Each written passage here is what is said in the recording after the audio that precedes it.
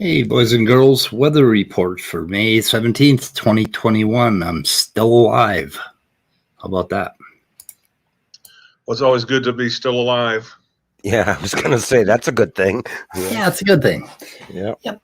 Yeah. 4 hours late, but we went on 1 minute early, I think. So, in our defense. So, David brought to my attention that John Maddox did a meme on us, have pudding brain in the gang become my Tom Rabbit. I don't know. I think he thinks, sorry, John, but no, Tom Rabbit just goes after Darth Dawkins exclusively, doesn't he? Yeah. Exactly. Yeah, so it's not the same. John. Yeah. John is not going to get a lot of attention because the other site, which took a 2-week hiatus, has ruined the ceasefire by shots were fired, and they fired them. So anyway, I just want it's a softer, kinder speed of sound. I noticed on their channel that they never mention the name of this channel or mention my name. They always refer to me as one of our detractors or the he who cannot be mentioned or whatever. So I decided to basically offering an olive branch to them. I'm not going to mention their name either because I think they would prefer it that way. So I decided to call it the Dufus and DorkOff show, and Dufus is the owner of the channel and DorkOff is his sidekick. So we're going to be reviewing a clip from the Dufus and DorkOff show. Now that's nice of me. That's big of me, right? It is. You're a big man. I'm a big man. Absolutely. Yes, a softer, kinder speed of sound is going to work out okay. I'm pretty sure that they're going to respond to this, and this is going to heal old wounds. It will bring a lot of people together, I think. It will. Kumbaya, motherfuckers.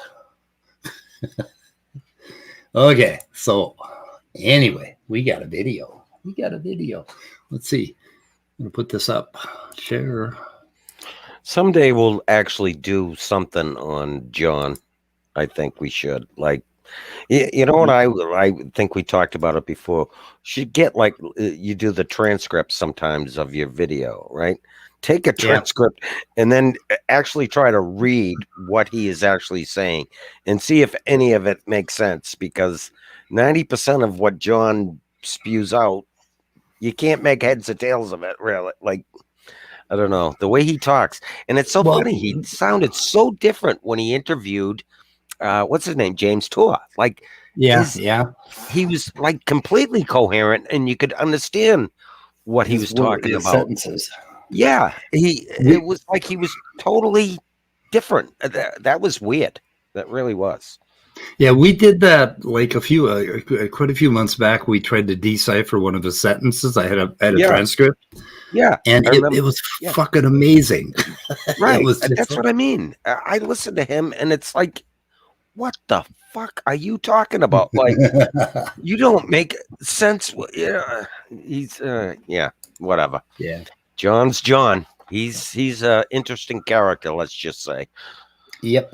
Right. Okay, so the Dufus and DorkOff read a paper by Brady, Ronald H. Brady, who's a philosopher of science who was pretty active back in, I think, the 90s and maybe the early aughts, and wrote a lot of papers on the philosophy of natural selection, and cladistics was his big thing.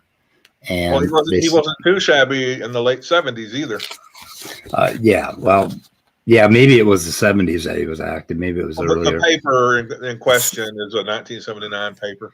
Right. So they decided to use a 1979 paper because they could find a whole lot of highlights in it that seemed to say something bad about fitness and natural selection and evolution. So that's why they're reading it. But I wanted to go to the end of the video and play the first clip to show you what DorkOff, his sidekick, he is a science student, and I just wanted to point out his scientific methodology. So we'll play this. Philosophy of science thing? His philosophy of science, and here it is. But, folks, God's word is true. And I don't care how many PhDs Professor X has. If what he says does not line up with the word, he's wrong, period. And the more you That's it. I hope everybody heard that. Yeah. His faith is unfalsifiable, which means really kind of useless Yeah. and not scientific. And why he's measuring in science, I'll never know. Yeah, and then we'll run for another 20 seconds here, and we'll hear what Cell has to say. Oh, it's just fuck, Doofus, dig into science, and the more you dig into Doofus. the nerd forum that Sal and I inhabit, the more you're going to realize that they're blowing smoke. A lot of smoke. So it looks like there's fire, but it's all smoke. They've got a giant smoke machine in the back room, and they're blowing it out at you. And sadly, these falsehoods have destroyed many souls. Oh, Oh, my soul was destroyed. and these Ancient gentlemen are educated. Like, Yeah. seriously. Supposedly. Holy shit. Wow. Yeah. I think that pretty much sums the whole thing up. And it's just fucking amazing. Okay, now what Doofus is saying there is that if you believe in evolution, it's going to destroy your soul. And we know that, like, what, 95% of Christians believe in evolution. I mean, I don't know if it's that high, maybe 60, 70. And their soul is destroyed. I don't quite get this.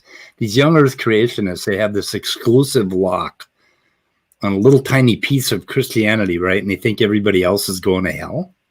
Yeah. Yep. Because you don't believe literally in fucking 5-day creation or whatever, 6-day creation. Burn, baby, burn. That's what it's all about, baby. Burn, baby, burn. Burn them souls. Like I Winter's said, coming. I actually try to understand these people, and truly, based on that, it's a waste of time, really, right? I mean, Yeah. Wow, it's just crazy. I try to understand them, but when they say things like that, then it's like, wow, I'm really wasting my time there. That's for sure. Yeah, so there's just a few clips here that are worthwhile. Most of the time they read the paper, and the paper doesn't quite agree with them. But it's interesting. They're going to finish this paper maybe tonight or in the next few days. And there's a part about intelligent design. I want to see how they gloss over that one. But so let's see. I had something. Okay, doesn't have the power to do what we want. Is what I labeled it. But the point here is that natural selection as a mechanism does not have the power. Hang on a second. I gotta slow this guy down a little bit. We'll do it 1.25. Should work, right? To do what the evolutionists want it to do. Exactly. And it's that's so where poorly it gets- stated. Yeah. Yeah. So moving on here. So they're talking about it doesn't have the power to do what we want it to do. What the hell does he? Where does he mention that? And he's referring to this. Forget this. We're not talking about, what we're not trying to prove is whether survival of the fittest is true. We're trying to find a causal explanation of the origins of morphological diversity, adaptation, and speciation. But I like the fact they said morphology. So how does a bacteria acquire eyes? How do fish acquire wings and become a bird? That's the real question, not whether the... Wow. How does a bacteria acquire eyes? Any ideas? I mean, that's a real question, right? How does a bacteria get eyes? How does a bacteria get eyes? Well, I don't know. Or a fish get wings? Maybe because a bacteria is a single cell organism. Yeah, I said cell. I meant cell. Doofus, bacteria are single-celled organisms. Okay, I would like to point out that Leonard just wrote in there. She says that 77% of Christians believe in evolution in America. Yay. You think that's true? I thought it was way lower than that. Maybe not.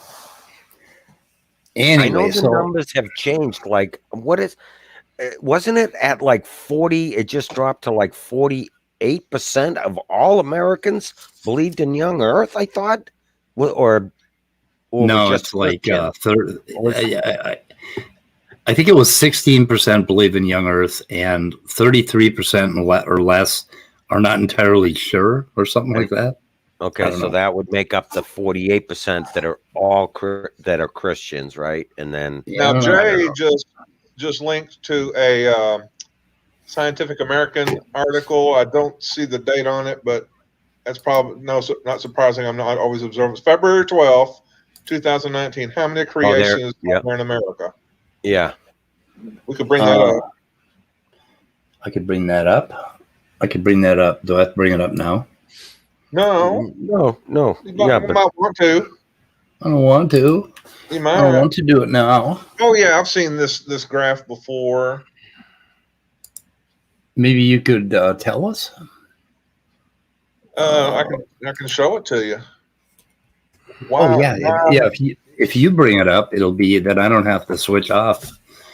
I don't have to go find my video again. That worked for us. Wait a minute. Okay. Of course, I don't know. Is there an overall? how fitting is that? We got a ad for underwear I in keep there. They keep sending me those ads too. It's like, God So- damn it! I don't buy that kind of fucking weird looking. And we're talking about Christians. That's perfect, I think. Yeah, it Perfect is. ad, you know. Well, They- I haven't read it. I was just. I want to see what kind of ad I get. Oh, I get quick and easy doodle videos. They're Great, finally. I get women's clothing. they're finally targeting me.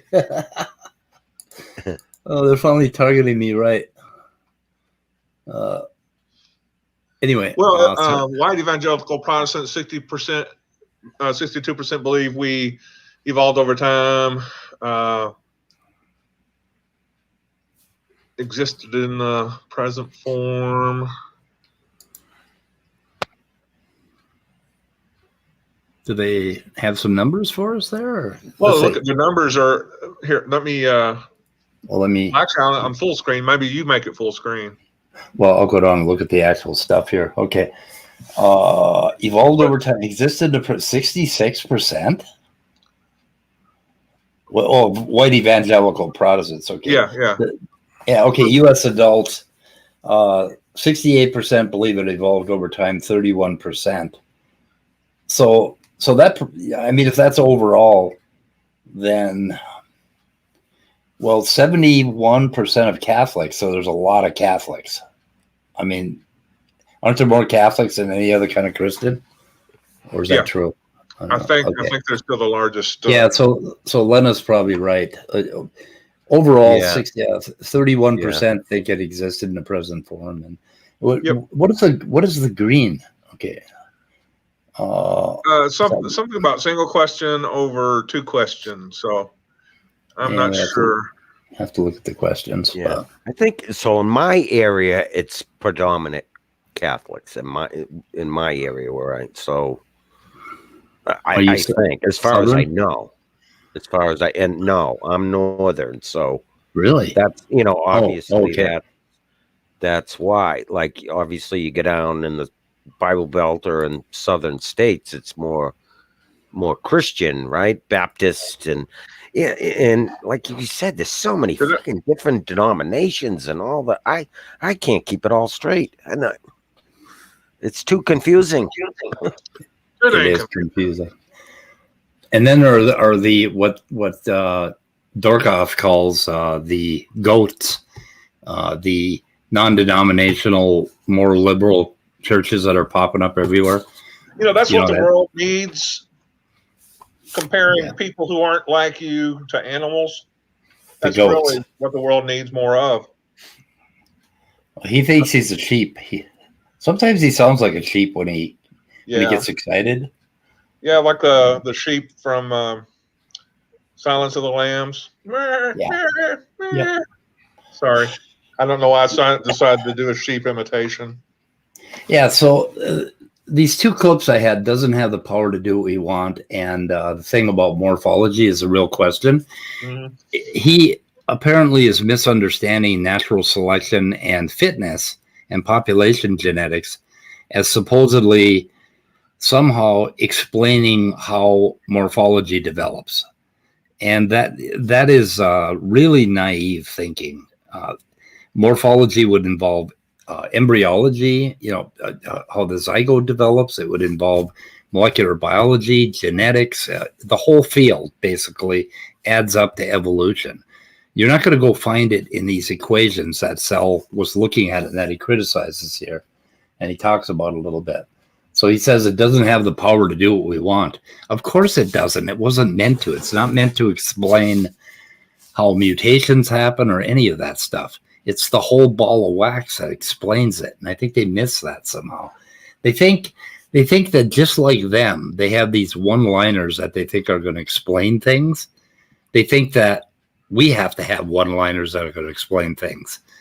Standing for Truth will ask me, come on in and give me your best evidence for evolution. It's like, what the fuck are you talking about?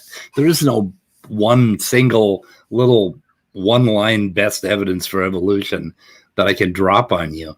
But they do that to us. They drop these one-liners, these one-offs, polystrate fossils, footprint problems, shit like that, and they expect us to change our views based on these one-off things, I believe in evolution because of what all of the things I've studied about all of biology and all of chemistry and all of molecular biology. I don't, and most people believe it because they rely on people that have studied all those things, right? And come up with that conclusion. And that amounts to probably 99% of molecular biologists and biochemists, and they're the 1%ers, And so, I mean, it's okay if you don't understand all of it and you believe the people that know what the hell they're doing and follow their lead. And I don't know. Did I piss anybody off there? Oh, no. I'm just looking at things. Raindrop fossils. Okay. Anyway, I don't know let's what a see. raindrop fossil is. So it doesn't have the power. Okay. And I don't know, he has another little clip here that I just, there isn't too much. A side comment here, and I'm having a lot of fun reading this because this is starting to clarify even some of my own thinking. If I ever have to criticize natural selection, they keep invoking it where they say it's the right conditions. I'm saying you're just assuming it is. You haven't actually proven or even identified with the right conditions. We have let the other side get away with saying natural selection has the right conditions to evolve this. And that's turning out not to be the case. So this is actually natural selection has the right conditions to evolve this. Is there something wrong there? That just strikes me as really wrong-headed to say that. Yeah. Poor communication skills. I have no idea what it means. Something's wrong. Yeah, and then they talk about smoke and mirrors again, I think. By the way, this may seem tedious, but I really like this, what he laid out. Because some people don't even bother thinking about whether all these piles of literature in substantial amounts by very highly regarded researchers, they don't bother thinking if the basis of all this is just smoke and mirrors and a useless theory. So he said all of these researchers are just smoke and mirrors? Is that what he said, or you want to hear it again? Yeah, I'm sorry. It was just tedious to listen to him. But yeah, go ahead. That's what he said. This may seem tedious, but I really like this, what he laid out. Because some people don't even bother thinking about whether all these piles of literature in substantial amounts by very highly regarded researchers, they don't bother thinking if the basis of all this is just smoke and mirrors and a useless theory. And so that, I mean, for personally, I'm glad he was verbose on this. Paul Nelson picked out a really good paper for us. I don't know who Paul Nelson is, but this was a 1979 paper. Yeah. Well, by a philosopher of science. Is he trying to invalidate the science done by the people quoted in here? I mean, there's one thing like the language people use to explain a theory may use tautologies because they're not explaining it well, or it could be that the researcher involved may see it as tautological, but just like the presuppositionalist sees their circular thinking as virtuous circles, maybe it's a happy slappy tautology. But Is he trying to say in one swoop that all of the research of all those scientists quoted is invalidated? And by what? Because, well, he gets a little further into it in the next clip, Yeah. I think. What's his reason for thinking so? Show us your paper that critiques that stuff, and let's make sure it's valid. Don't just sweepingly say this is all smoke and mirrors. And what was the other phrase? Useless. Yeah. So Yeah. I don't know. So, that's way too. He elaborates. He elaborates in 9 seconds, I think. Yeah, no, I agree. Like, it is very rare for an evolutionist to actually go back and question the starting assumptions. Yeah, they might question some of the stuff that builds on the starting assumptions, but they almost never question the starting assumptions. How does he know that? I mean, that's what this paper is about, is questioning starting assumptions. Yeah. And that's what every single paper I've ever read does, is in the abstract, they basically lay out, what the current thinking is, and then they start questioning all the assumptions, and they have their idea, and they put it out, and the starting assumptions are continually questioned. And one of the things they love to do is point out that a lot of researchers don't agree with each other. And we have this extended synthesis, and we have this synthesis, all these new things. And the reason for that is because everybody is fucking questioning the starting assumptions, right? Exactly. The last paper they read that we looked at as well did the same thing, and they were going, "Oh, I don't know how that ever made peer review." Well, it's because they talk the controversy. The papers they deal with the controversy and question assumptions and things like that. That's the peer review process. Well, let's see, DorkOff. We'll run them out of steam here.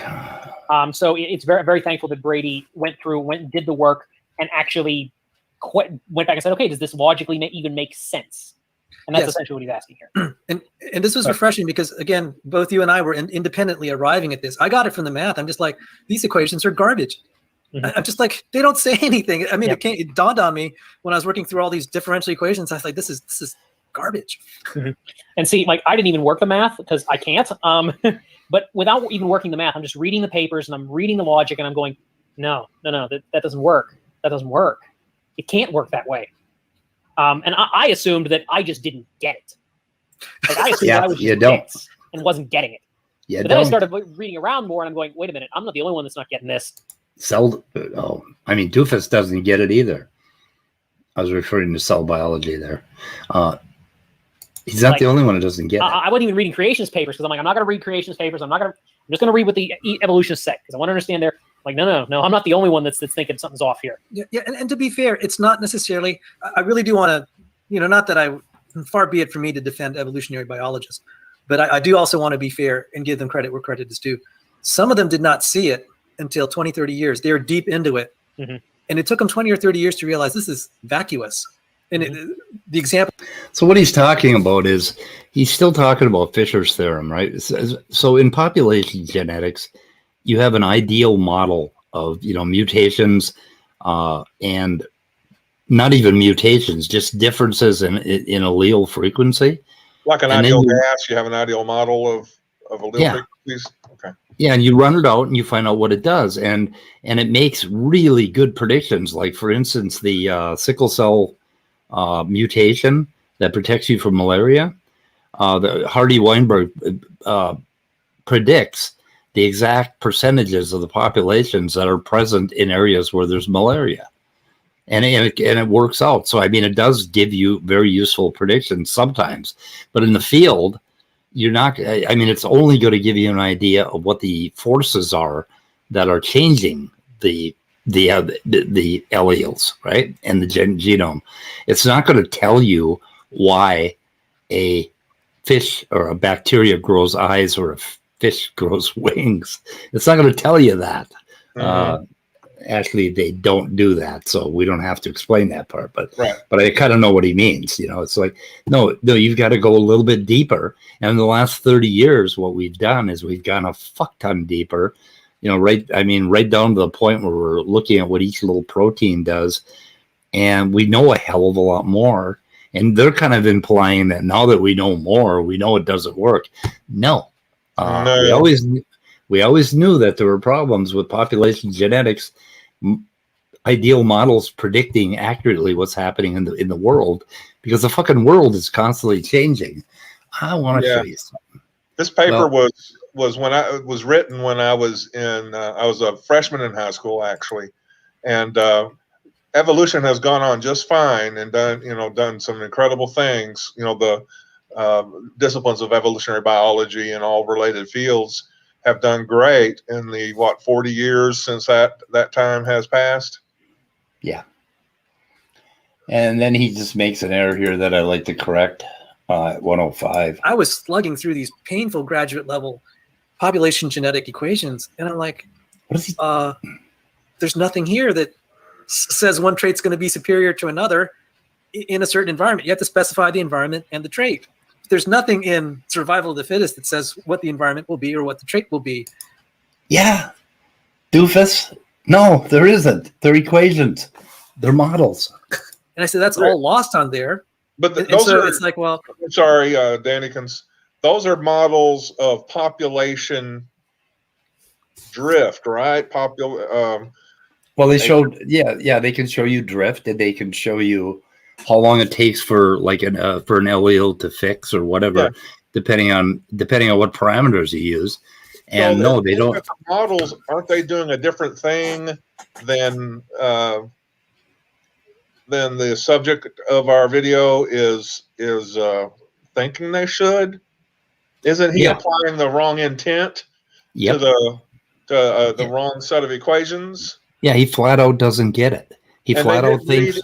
Did they read anything about what the author of that paper said about intent? Yeah. They didn't see the full. Go ahead, Scott. I'm sorry. They just don't seem to get that part. They don't see themselves violating that same principle that the author they're praising so much. I wanted to talk to Dannykins about natural selection. That intent is very much the important part of his criticism of natural selection. It depends on what your intent is, right?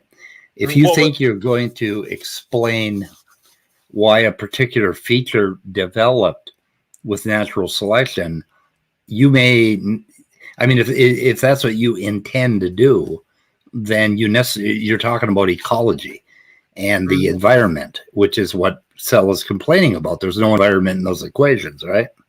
Right. Unless you put it there, unless you model it. You have to model something. So it sounds like our friends just don't understand what the different disciplines are for. Yeah. There's population genetics, there's cladistics or whatever. I don't know the names of all of them, but it seems like what he's saying is kind of disjointed from. Right. Everybody's going to have a different view of what they want to explain, and what mechanism they're looking to explain it.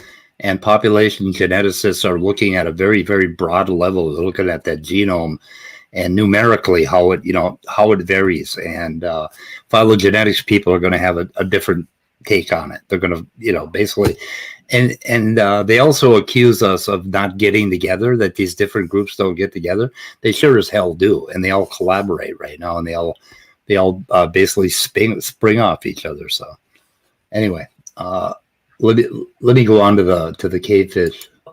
Having eyes is more fit. It's like, well, that depends on what environment you're in. Or having wings is more fit. Yep. And we see things like insular dwarfism, for example. Like it might be advantageous to be smaller on an island, or maybe it's advantageous to be bigger on the mainland, but you're not really changing that much. You're just, the situation changed. It's all situational. And if I may just throw this out for the creationist, people were reluctant to say this, but we're getting dumber and dumber.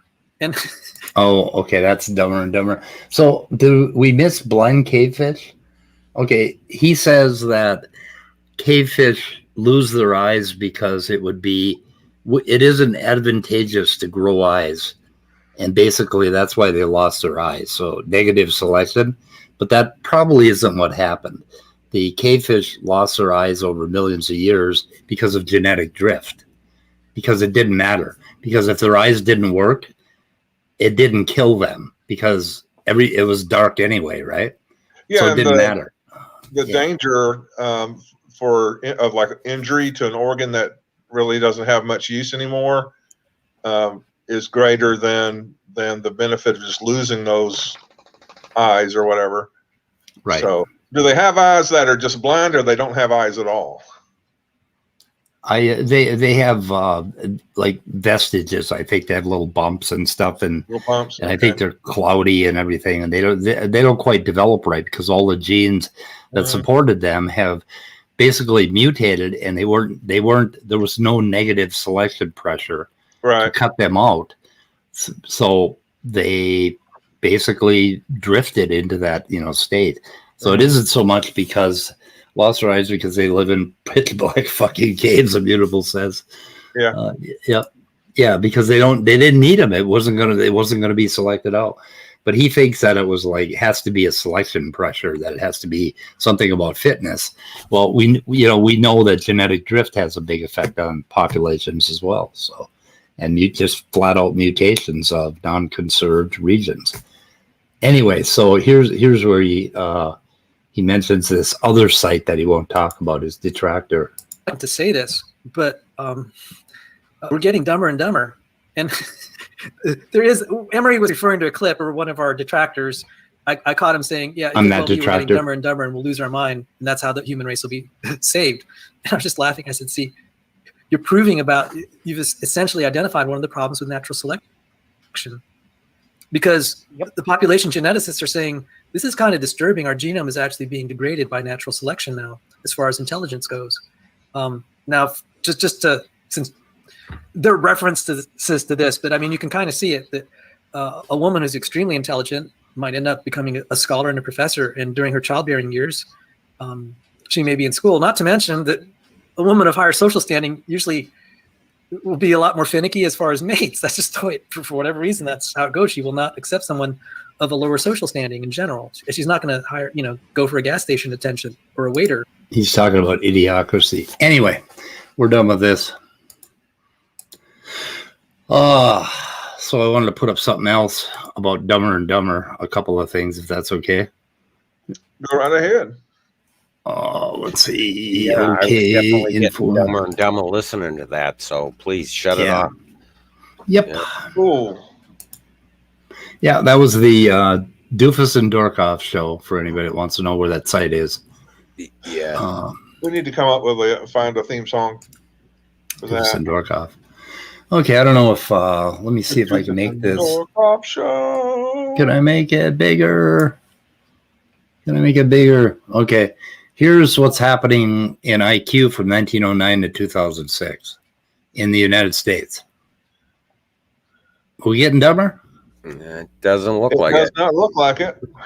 Let's just fucking try another country. Let's go. Austria. Oh, they got smart quicker.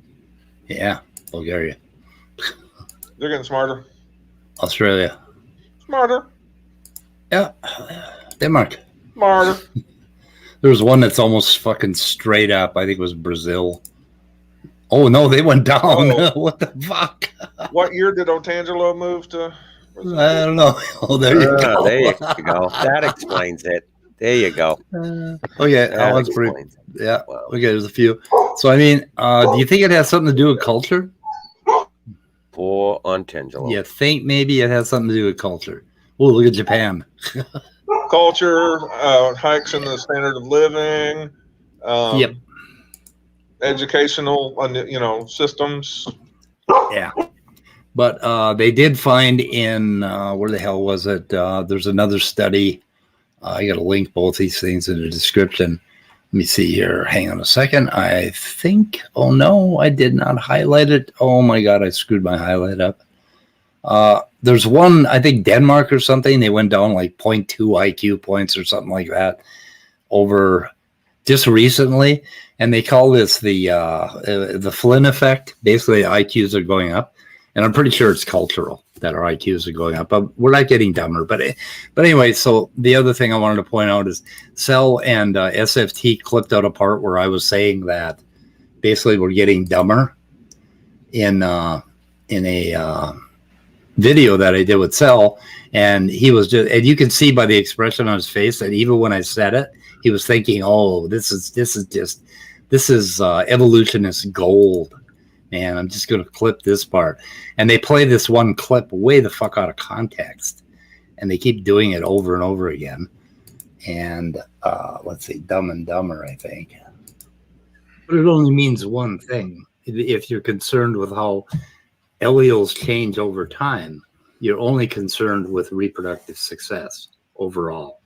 And Dr. Dan was trying to tell you that. That's all you care about, if that's what you're modeling. If you're modeling something else, if you're modeling how elementary or how organisms change in size or get bigger, stronger, and faster, or become, engineering marvels, then you're talking about an entirely different thing. If you're talking about human beings, okay, this is the part that they clipped out of context. I was trying to explain to Cell that evolution does not have this direction toward more fit. Like I can, I'm all swole now. I can pump more iron. I can run faster. I'm better designed. It has nothing to do with that. So I try to explain it to them, and they clip this out. Versus the rest of evolution, we're talking about an entirely different thing. It could well be the best thing for the human race to get dumber and dumber until we lose our minds entirely. I mean, that may end up being the most reproductive, successful thing, right? But so be it. That's what we're modeling. We're modeling how genes change over time.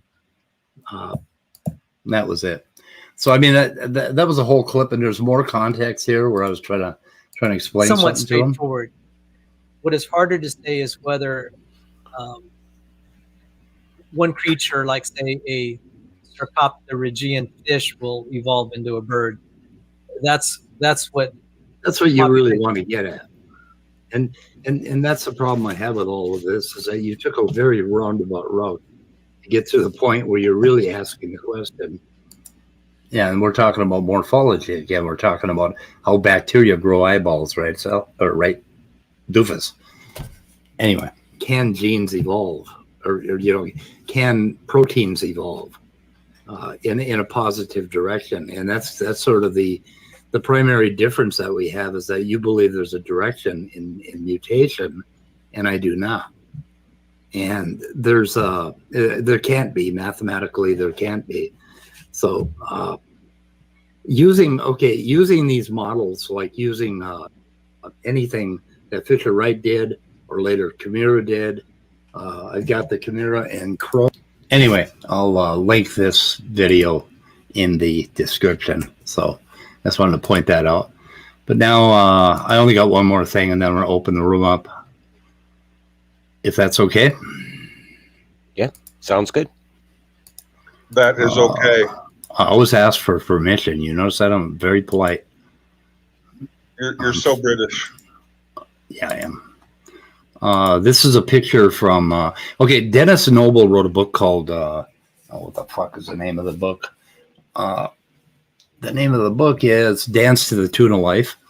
And John Maddox, or Mad Ass, likes to refer to this book all the time as somehow proof of his whole point, right? Dennis Noble is kind of a wild card when it comes to modern evolutionary thinking, and a lot of people use him for woo. But anyway, this is a picture of what is happening according to Dennis Noble. It has this picture in his book.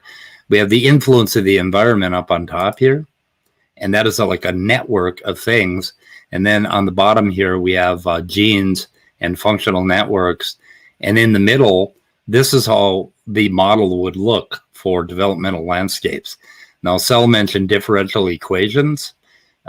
Basically, these are very, this is the kind of complexity we're talking about for modeling how you get from fitness to functional networks. And the kinds of equations that Dufus is looking at do not attempt to model this entire thing. We do not have the mathematics or the computers to model this, right? This is just sort of probably an artist's rendition of of what a fitness landscape would look like and how it affects genes. So you can see the challenge of biology is trying to figure this goddamn thing out in the middle. How, what that mathematical shape is, what would that equation, what would those differential equations look like? And we don't have the computational power to do that right now. Here's a picture of Cell from that video. You can see how pleased he was when I said getting dumber and dumber. He was already planning to clip it. He kind of reminded me of Bill Cosby talking about Jello pops or something. Yeah. Anyway, and then I do have. We are at some point going to get into this Dennis Noble book, but just really quickly, John Maddox uses it all the time as evidence for his code thing and all this bullshit, right? So interesting.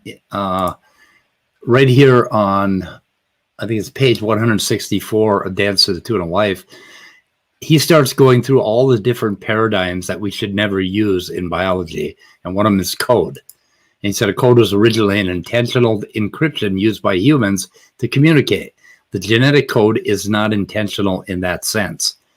And this is our favorite guy, right? Saying that. Okay, it's not intentional.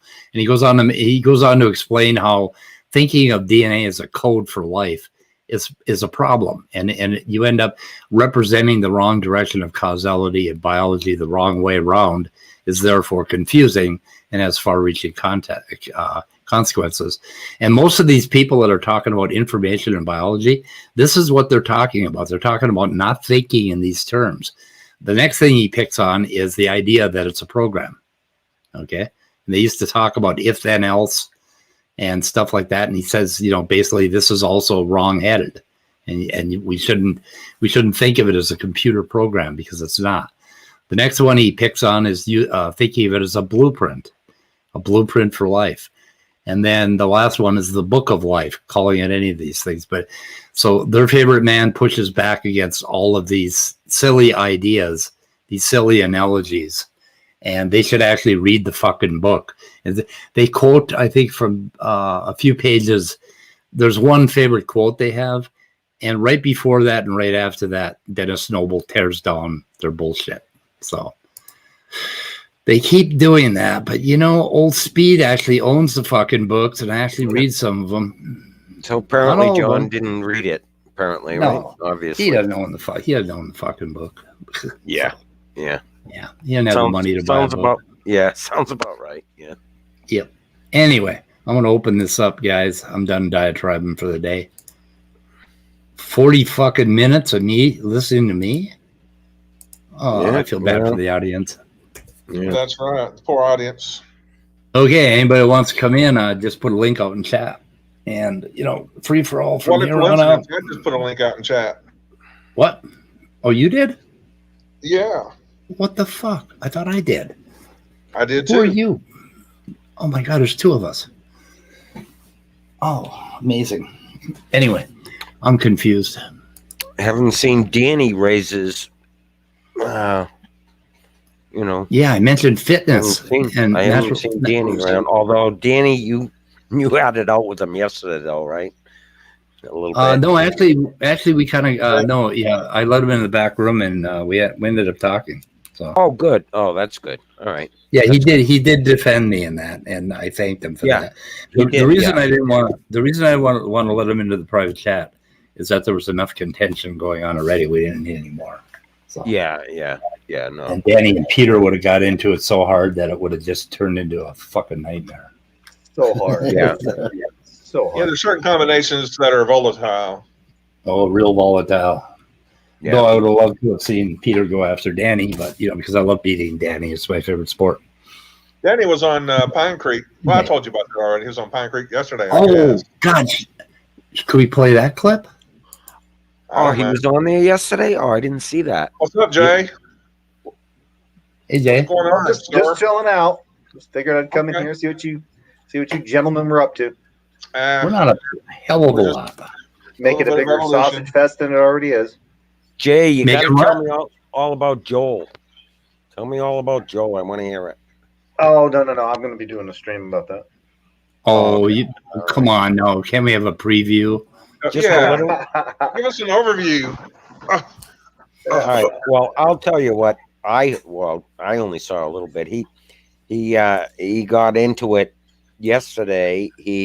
All he did was like he put a Bible, a Bible verse in the chat, and he put it in quotations as a quote, right? And I think he like worded it slightly wrong, and they freaked out. Everybody freaked out. He was battling with multiple people. Oh, really? So that turned into a shit fest. Yeah, it's on Praise's. That's on Praise's stream. No, my thing with Joel has nothing really to do with that. I was commenting. I made a comment in a comment thread on one of Joel's videos, and yeah, it's gone over like a fart in a fucking car. Yeah. Well, you know what he keeps doing is he goes on these. I think I mentioned it the other day. He'll go on. He'll either go into chat or he'll go in onto the actual stream, which he doesn't do a lot of that. He ends up getting in a big fight, and then he goes running off crying.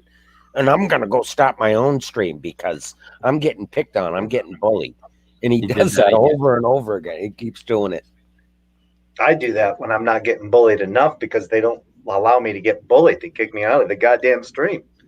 Yeah. But Joel, I mean, God, you talk about somebody that whines. I mean, the guy whines about everything. If anybody says it, and a lot of times people will just like ask him a question what he writes, and he like freaks out. He's so sensitive, the poor little guy.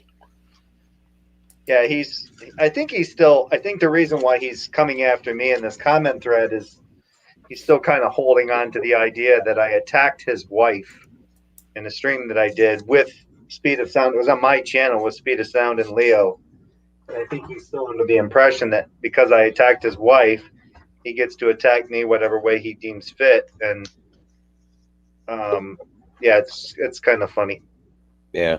Because I brought up a conversation about informal fallacies, being the fact that an informal fallacy can be logically formed. So it can be logical in its structure, informal logic, but it's fallacious in its content. So its structure, like a formal fallacy, it's fallacious in the fact that it's not logically structured in its form.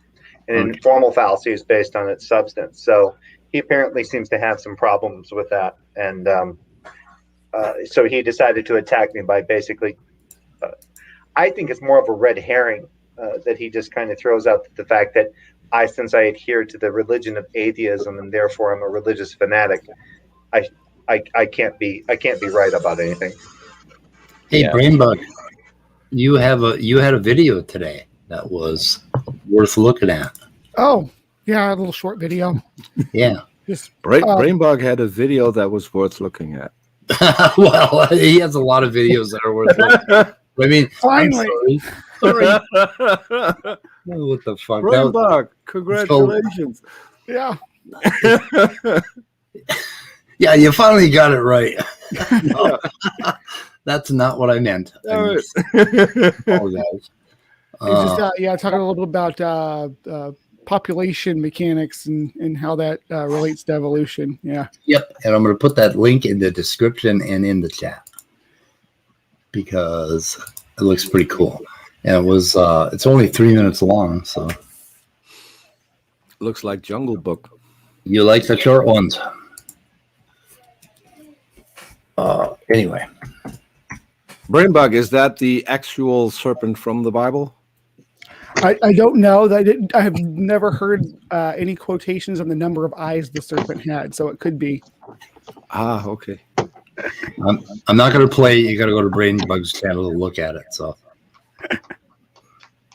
it's not that worth watching. Yeah, no, it's worth watching. We're not going to give it to you here because it's too short. You have to go to Brainbug's channel to watch it. So, yeah, it's just a couple minutes. I've been trying to put out something short and concise every Monday. So, I've been talking about mimicry and aposematic coloration here the last month or so. So I'm kind of trying to move it more towards evolution for this month. I think I'm going to stick with that for my shorts over the summer, just talking about little aspects of population mechanics and stuff. Had some requests for talking about like R strategist versus K strategist and things like that. So cool. You should teach us how to have content. Well, yeah, I mean, something like that only takes a couple minutes. You just pretend like someone asked you a question about the field that you know information about, and then you kind of give an answer to it. Yep. Short little video. Just start out with everywhere I go. I know the first two rules. First, you need to get up. You have to get your mic set up right, and then you need a praying mantis, and from there it's pretty much easy. You've already got the Venus flytrap. Yeah, and I really like the rules of biology. That was a good one. Yeah, I'm going to break this one down. I think into sections, so we might do some shorts on each one of those too. I got a good idea for a video, Speed. What you ought to do some night is Don't tell Brainbug.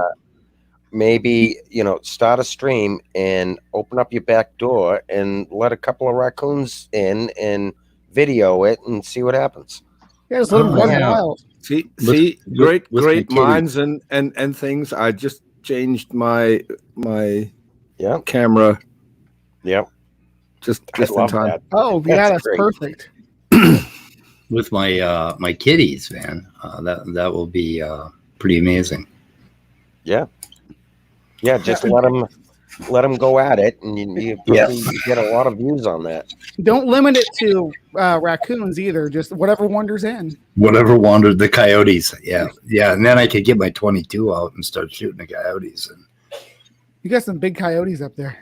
oh my God, I think we got coy wolves because I saw one that did not have that ratty look of a coyote.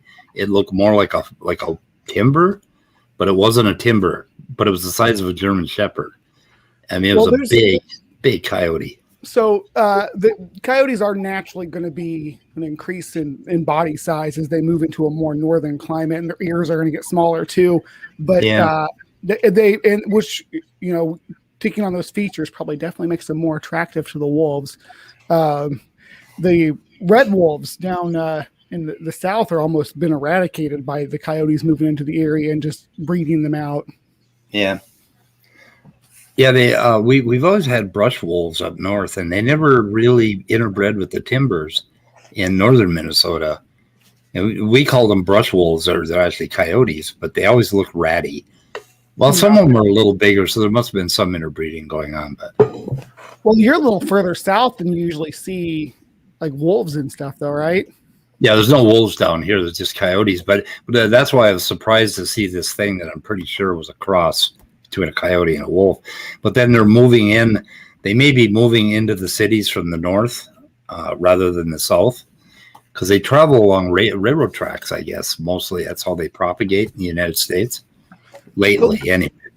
That's a perfect example of like what you guys were talking about when you were watching Sal earlier too, not understanding there's more than just biology going on here, more than just things on the microscopic scale. There's huge ecological things going on that are changing the way we see this. With the coyotes are a perfect example. We see that when we remove the wolves from the environment, the coyotes, which were previously limited to the southwest and the south, they moved into the area just slowly over centuries, and we've watched them move and change over time as they moved into a new environment and more robust bodies, thicker coats, smaller ears. All these traits are favorable, and we see that in the populations as they move into these areas. It's not something that's disputed. It's something that we can map, that we can. It's happened so recently that we can actually chronologically follow it as it develops. So, yeah. Brainbug, have you read the book Coyote America? I don't think so. It's a really good one. It talks about their habits, their range, and everything, but it also spends what I felt like was a little too long on coyote policy, wildlife management policy over the years. But yeah.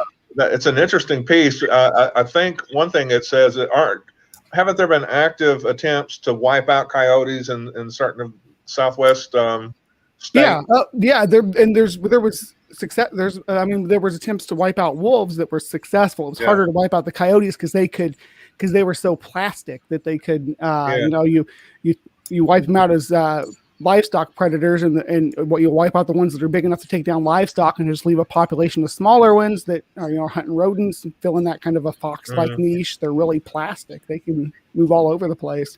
Yeah, and I think they even like the more stress they're under, the more they multiply. Yeah, and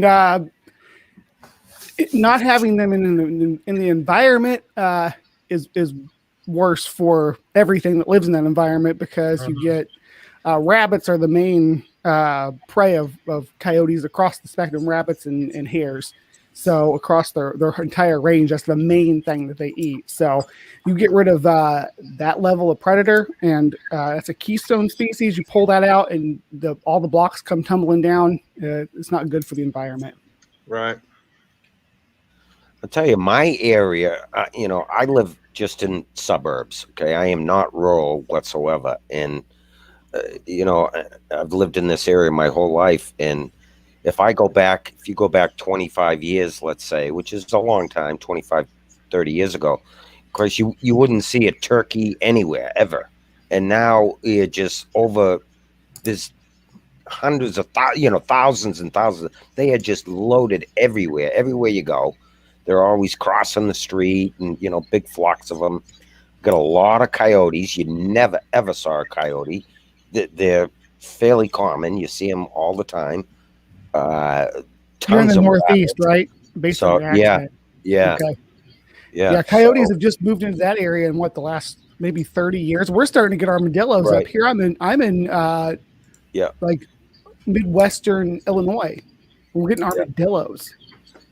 The environment changes, man. Yeah. All the time. It's great. There's tons of wildlife around, where when I was a young kid, there wasn't hardly anything. Yeah, in the cities, there's just tons of it now. Yeah, but this is the area where all the coyotes live in. Up on these riverbanks and around these basically lakes that are alongside the Minnesota River, and it's a pretty wide river valley. And this might walking trails along the river. Yeah, that's right in my backyard. So that's where the coyotes are too. Yeah, and there's where the hell's there's Gideon Pond House, and almost like greenways they've got out there by the river, huh? Like a greenway running along the side. Yeah, and this is me. My niece and I walked from here up in Central Park all the way down to the river and over. And we collected plants all along here, and this is just wonderful. Floodplains, from the river, because the river will flood all of this area that's green, pretty much, and then it washes out, and then all you have is oak trees coming out of like sand, and then the weeds start up, and it's pretty cool. So, pretty awesome. But there's a lot of wildlife out there. Some mountain lions we've seen. And they found one along the freeway recently. So yeah, I showed the wrong video, unfortunately. Yeah, like I said the other day, last summer I had a family of foxes living in right in my backyard, and so the foxes had disappeared since the coyotes moved in. Coyotes moved in about 6 years ago. Yeah, and fox disappeared. My turkey flock went down from 40 to 6. Urban foxes? Yeah, my deer went down from deer everywhere, like being stampeded by deer, to I see one occasionally now. And they killed just tons of raccoons, which is probably a good thing, because they probably killed lots of cats too. Yeah, they killed one of my cats. Yeah, I imagine that's pickings for the coyotes. Yeah.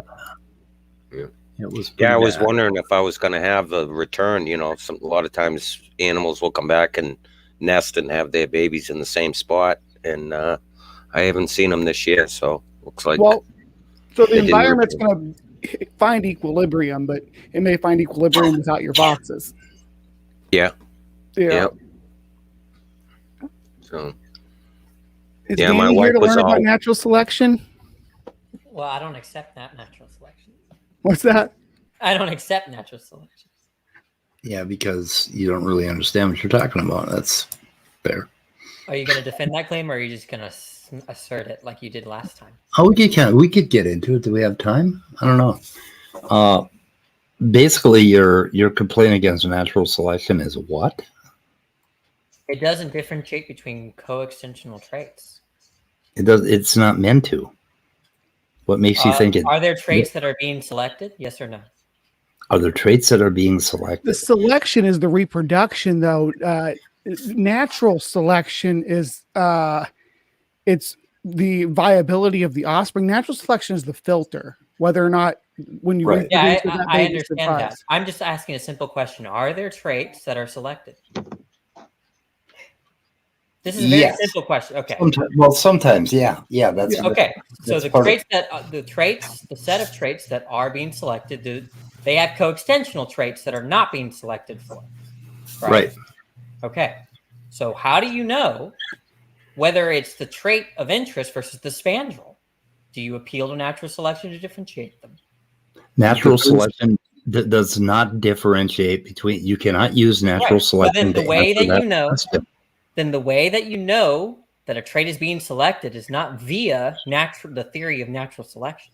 That's If the the whole trait criticism. if the trait is beneficial to you surviving in your particular environment, then it is natural selected for. Well, that's a tautology. Okay, the No, idea that isn't. Do you know what a Because that is- tautology is, Peter? That is what natural selection does. It will. You gave a tautology. No, I didn't. Did you not say that essentially something like that beneficial traits are the sort of traits in which the environment selects? No, I didn't say that. Okay, You have a terrible problem with listening, Danny. That's your biggest Well, then problem. repeat it for me.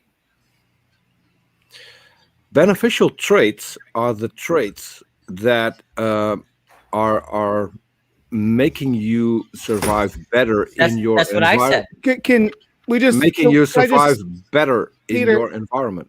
That's what I said. the term beneficial traits is kind of a misnomer, so it's more like non-detrimental traits that are Right. that can be successful in a population. That So doesn't help because beneficial just means non-detrimental.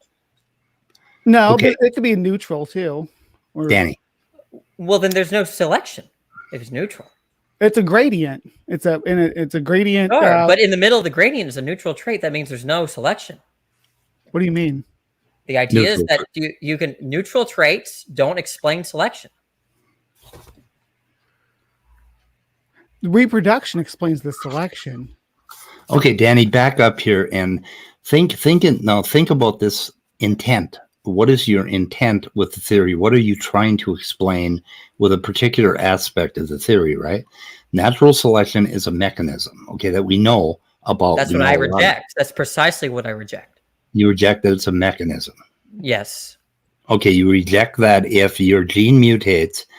If you have a sperm in your body with a mutant gene that is not going to produce a cell wall properly, you reject the fact that sperm is never going to enter. You just uttered a tautology. You need to shut the fuck up. That you reject the fact that sperm is never going to create a viable embryo. You reject. Yeah, that. I don't reject what- tautologies. You gave a tautology. A tautology. I gave a tautology. Which one? It's a logical truth that you gave, not a scientific one. A logical truth? No, it's a scientific truth that if the cell does not, basically, if the cell walls don't form, that the embryo is going to die. That is a sign. That's an empirical fact. We know. Are we doing photors again? Yeah, we're doing photo. Every 4 years, photor comes back. It's Yeah, amazing. does he really like a fucking plague? Yeah, Response to the coextensionality issue, then, CRISPR? Well, I mean, it would be. Danny it would doesn't know what probably- he's talking about, probably CRISPR. be a So good idea. You haven't substantiated that speed. Hold on. It would probably be a good idea if you looked up the responses that people had to Fodor when he made the point originally. right. That would I did be a while good- ago. I did a while ago, and they're no good. Danny's like 20 years well, behind. I read Massimo Okay. Pigliucci. I read Michael Roos, and I read others. Right? They don't give an adequate response. It's the hilarious thing about photosubjection is that it's so bad that the philosophers recognized why the biology was wrong, and the biologists are you gonna have a problem with it? it? I am. I'm just making a point. And the It's irrelevant. biologists, I don't care. I'm going to make my point, and then I will respond. Yeah, 2 + 2 = 4. No, shut the fuck up and let me make my point. And the biologists recognize why the philosophy is wrong. I don't know why you wouldn't let me get those extra 4 words out. Because it's as relevant as 2 + 2 = 4. Yeah, it's in the sense that it's things that you don't understand. In the sense that it's not a response to the argument. So, here's the thing. Natural selection operates by increasing the population of organisms that have beneficial traits. That's a Okay? tautology. It isn't. We can write it down, and I'll show you why it's a tautology. It's not easy to identify. So, traits that improve survivability. Okay, let me write that down. Traits that improve survivability. Okay. Become more common in the population. Become more common in the population. Okay. So that is a tautology. That's necessarily true. That's not so. Scientific facts are contingently true, not necessarily true. What did you say, CRISPR? What was your statement? So I have it those written down here. traits, Traits that improve survivability become more common in the population? I wrote it really fast. That's not a tautology. in the That population. is. That's necessarily There's a true. mechanism. Because the idea is that if it were the case that it wasn't common in the population, then those traits are not ones that improve. There's a mechanism behind that. Let me explain why it's not a tautology. If traits are not inherited, right? That is to say, if the offspring of those organisms having traits that increase survivability do not themselves possess traits that increase survivability. Can you repeat that? I'm trying to write it down, so I'm very clear. You have parents that have traits, right? Yeah. That increase survivability, and they have offspring. Okay. Now, to say that a trait increases survivability is not a tautology, but to say that a good trait increases survivability is a tautology. Who said anything about good?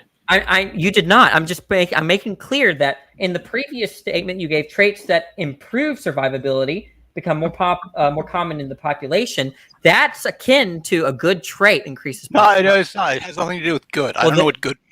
Good is tied to the word improve. That's what me and Speed were trying to say earlier, was that the traits are neutral. No. The word improve is used. Look, the word improve is used. Let me explain. It improves in the sense that the organism with those traits has a greater chance of survival relative to the other organisms that do not have that trait. Now, whether that's a good thing or not, I don't know. I don't care.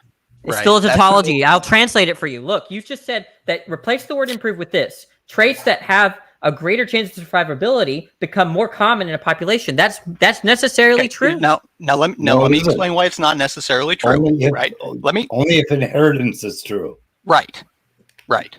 So it must be the case for traits, in order for traits that yield a higher chance of survival to increase in the population, it must be true that those traits are heritable. Because if they're not heritable, that's not necessarily true.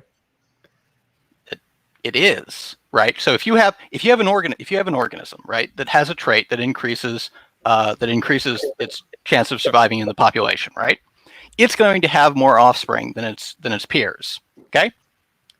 But if its offspring have random traits relative to the parents, then there's no reason to think that in the next generation, those traits which increase survivability. Who cares?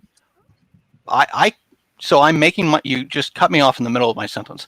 Then there is no reason to think that those traits that improve survivability will be more common in the next generation, right? Because That's not what you said.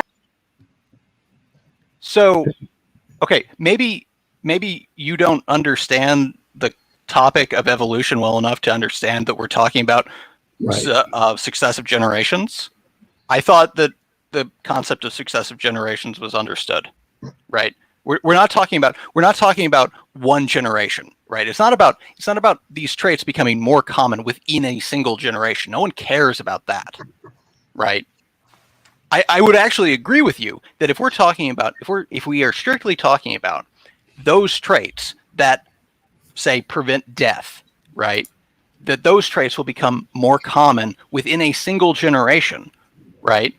That I would almost agree that that's a tautology, but that's not what we're talking about. No one cares about that. We're talking about successive generations. Okay. Because natural selection operates over successive generations. But the thing is, natural selection can only operate if traits are heritable. Because if they're not heritable, then there is no reason to think that there's a correlation between the parental generation having a trait and the subsequent generation having that trait, right?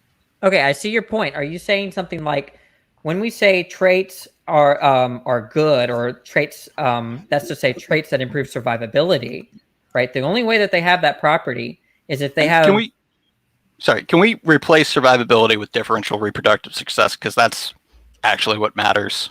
Okay, so you didn't give me that initial point. I just wrote down what you had said, and it wasn't. Yeah, I said survivability because it's one word. I was right. If just the word survivability, that's a tautology. Okay. Well, survivability is one thing that can improve differential reproductive success. But, I mean, if we're getting into this, now that I think about it, I'd rather use a more accurate thing, which is differential reproductive success. I got a question for Danny. Yeah. I mean, we could talk. Are you going to change the subject like you usually do? Are you going to talk about the meta? No, we're still talking about the same thing. So you reject natural selection. That's what you said. Yes. What's your take on the Italian wall lizard? The Italian what? The Italian wall lizard. I don't know anything about it. This is not relevant. I'm sorry. This is not relevant. Yes, it is. It isn't.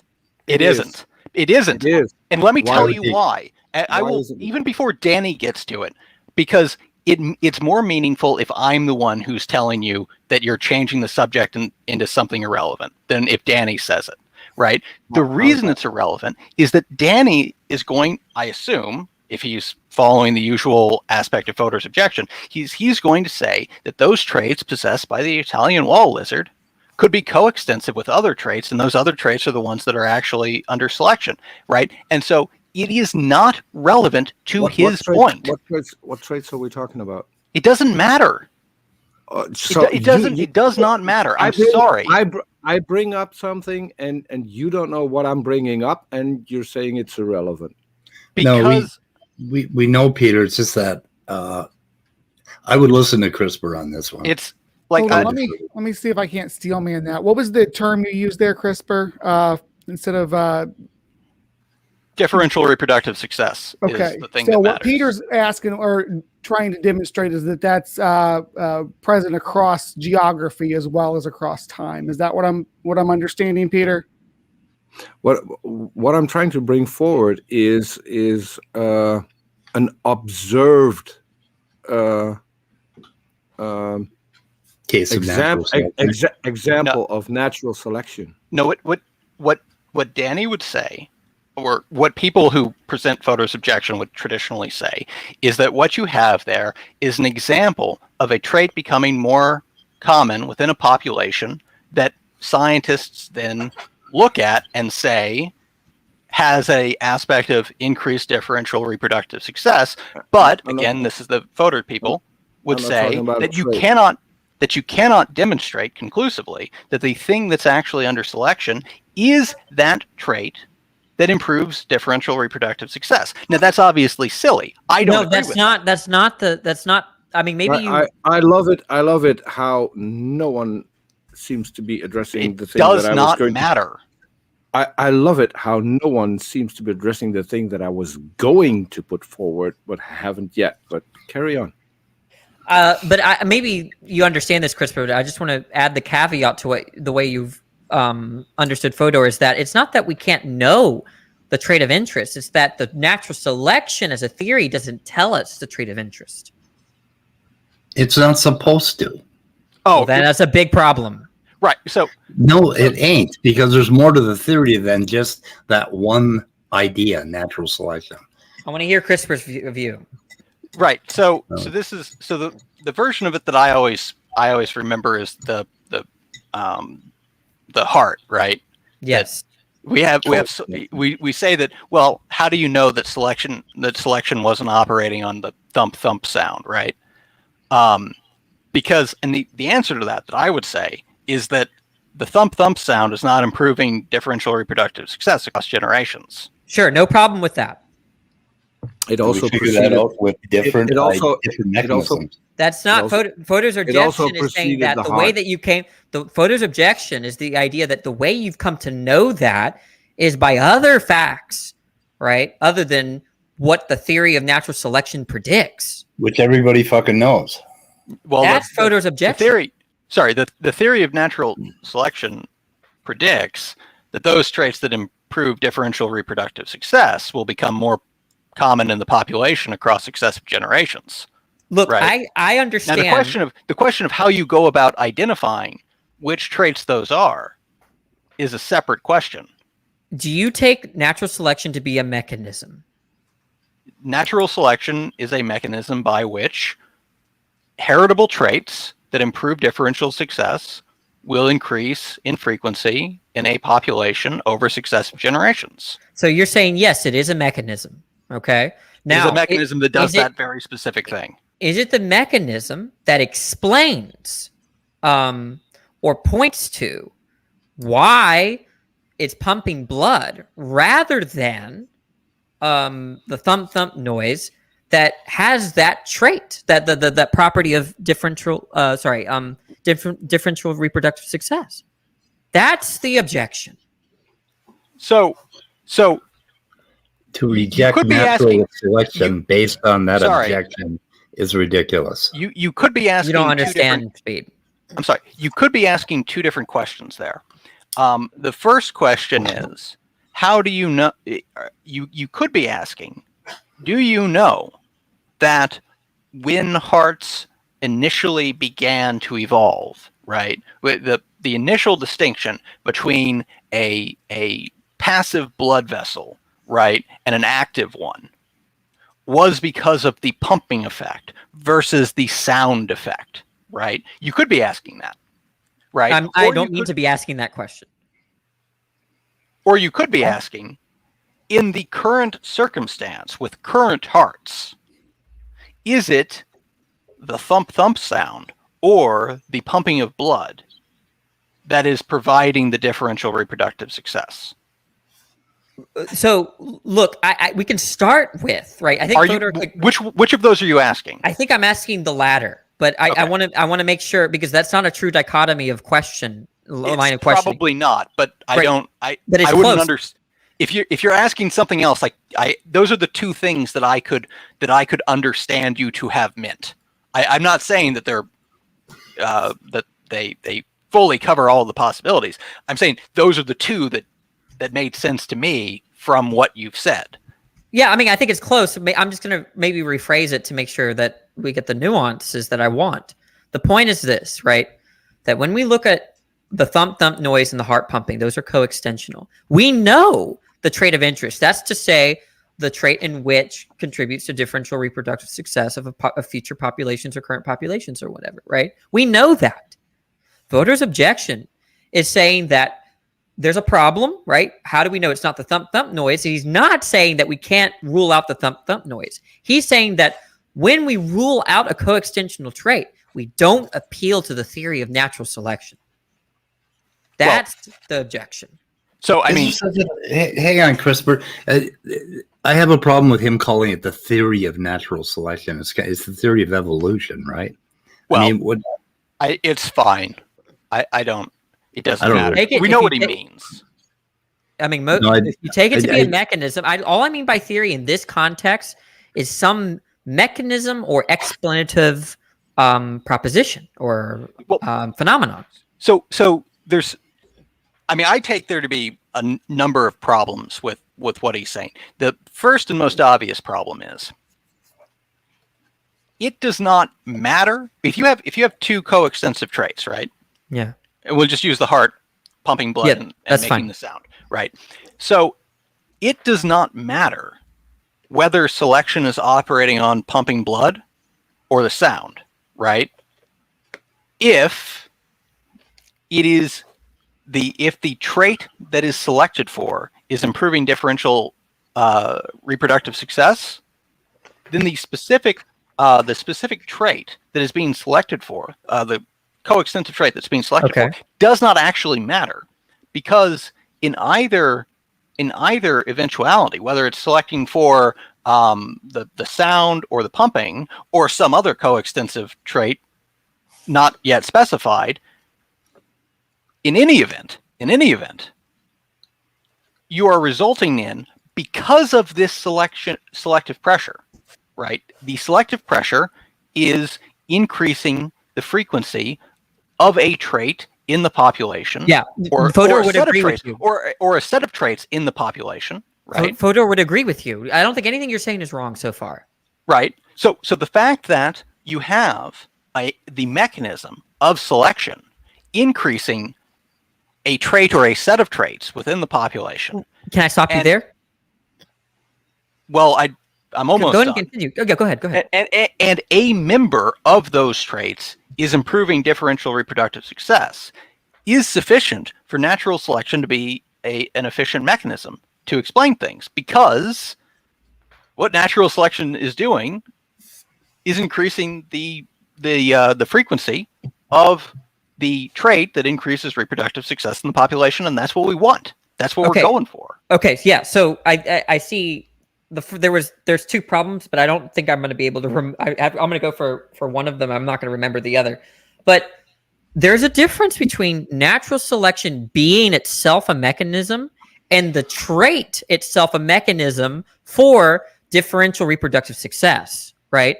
These are two different mechanisms I take, right? The trait explaining X and natural selection explaining something else, right? They're not the same. They're not the same, right?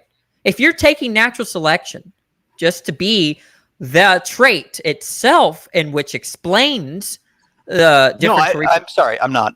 Okay, so you're correct, but you're correct that they're two different mechanisms, right? But I don't think you're understanding the really relevant point. So the trait is the explanation for why the trait, there is a single trait that is explaining why the set of coextensive traits increases differential reproductive success, right? I lost you there, but I think I know what you're saying. I think I take your meaning, and I don't. If I understand you correctly, then I agree. In other words, one of the traits of all of the coextensive traits is the one that's actually yes. Okay, we're in agreement. What? Or it could be a combination of traits, or who knows, whatever it is. Sure, it could be overdetermined. I could grant that as well. So that's the mechanism with respect to the trait, the specified trait, the trait that's under discussion right now, right? Having the effect of increased reproductive success relative to other possibilities with respect to that trait. That's the first mechanism that you're talking about. The second mechanism, the mechanism of natural selection, right? That is explaining. It's not meant to explain. It's not meant to explain why it is that that hearts evolved to pump blood, right? It's not meant to explain that. It's meant to explain why it is that over time, over successive generations, you have an increase in traits generally, not some specific trait, but traits generally that improve reproductive success generally within the population, right? So that's what natural selection is intending to explain, right? But So you're differentiating these, right? Like the point is yes, that why not? That's exactly what I've done. So in Well, other but words, natural selection does not need to explain why it is that you end up with a heart that it has a differential reproductive success because it pumps blood, right? That's not the point of natural selection. Natural selection isn't after that. And because here's the thing about natural selection, right? We agree that it's the pumping that's the critical thing for hearts, right? Right? Yes. So you could have a trait that increases the capacity of the heart to pump blood and also causes an aneurysm before sexual maturity, right? That trait is not going to spread in the population, right? Even though if you're only looking at a single trait, if you're looking at the heart, the coextensive set of traits for the heart, you would say of that new allele, that new allele is fantastic for differential reproductive success for pumping blood, but it's terrible for reproductive success overall, right? And that's what natural selection is out there to explain. It's not out there to explain individual traits. It's out there to explain the set of traits in a population and how the set of traits overall over successive generations will yield increased reproductive success So, relative to prior sets of traits in prior generations. That's natural selection. Consider what I put on the screen here. It could be that the thump noise becomes an increasing problem if there are predators around that develop. You're not getting the issue. You should just let me talk to just shut up until I'm done.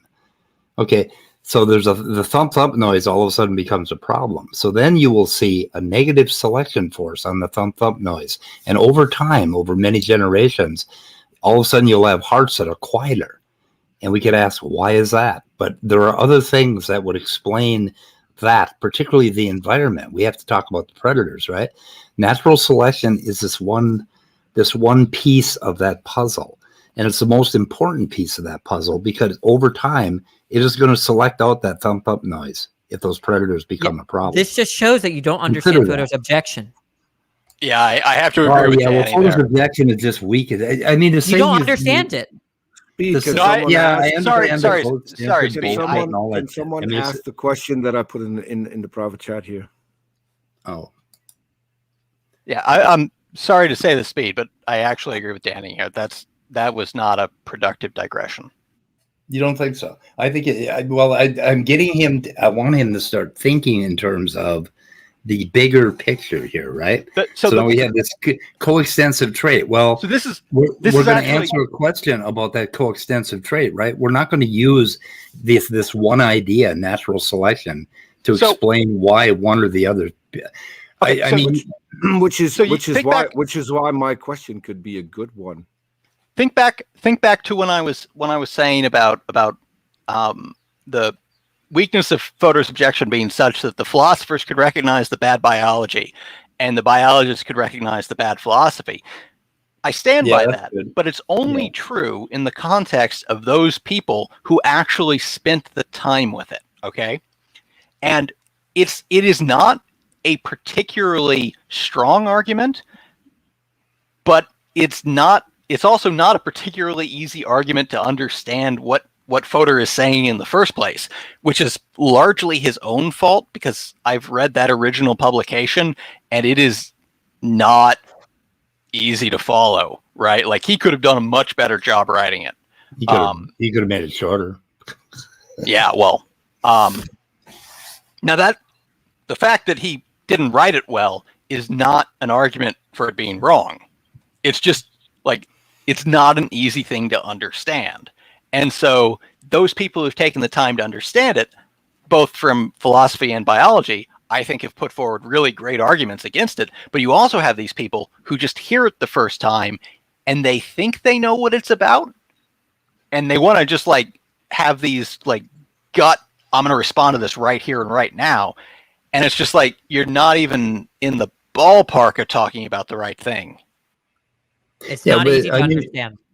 Is there a deeper part to it that we're not understanding that you can talk about besides the coextensive traits? What is the rest of it? What is the rest of his? That's the heart. That's the heart of the issue. Yeah, but that falls flat because You don't understand it. So coextensive Danny, traits are Danny, give me a explained second. with different Yeah, I'll give you a mechanisms. second, CRISPR. Give me a second to try and explain to Speed specifically why his example isn't a problem for photos objection, right? Okay. So you talk about you got the set of coextensive traits, pumping blood, making the sound, and in your example, you're saying that in the new environment, the environment changes, and in the new environment, the thump thump sound is now bad, right?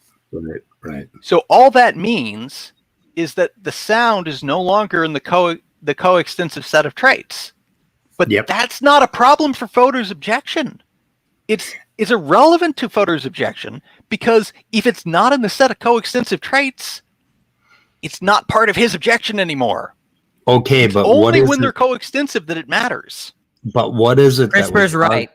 What is it that would cause the decoupling of those two traits or the removal of that trait from the coextensive? This is not relevant.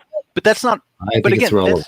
It's not relevant to his objection, right? Because it's like because what he is saying is for the duration of time that you have two coextensive traits where one of those traits is under selection, right? You cannot tell which of them is under selection so long as they're coextensive, right? Now, if they decouple, Understood. If they decouple and suddenly there's only one trait that's coextensive, right? Which is hard to even imagine how you could have a trait that is not coextensive with anything else. But say that you did. Well, now no problem. It's not coextensive with anything else. Obviously, that's the thing under selection. But in any biologically realistic circumstance, what you would have is you would have the pumping would cease to be coextensive with the sound, would remain coextensive with a bunch of other traits that we haven't even brought into this, and would become coextensive with several new traits, right? And so because what we saw happen was an end of the coextension with the sound and a beginning of coextension with something else, right? You could just as easily say that the selection was switching from the sound to the new thing, right? And I totally get that. And that's You not can't the distinguish reason. between that. You can't distinguish between that and the selection being for the pumping, right? And that's the problem. That's not the reason that I brought it up. Okay. The Can I reason I ask a brought it up question? is the reason I brought it up is to start thinking in terms of what are we explaining by natural selection, right? We're not explaining what each trait does. Okay.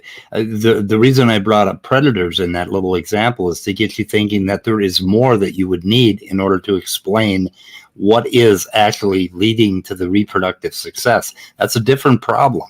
Natural selection is the thing that is going to suddenly make that thump thump noise disappear in the population, but it's not going to explain what each trait does in comparison to every other trait. It's not the intent of natural selection.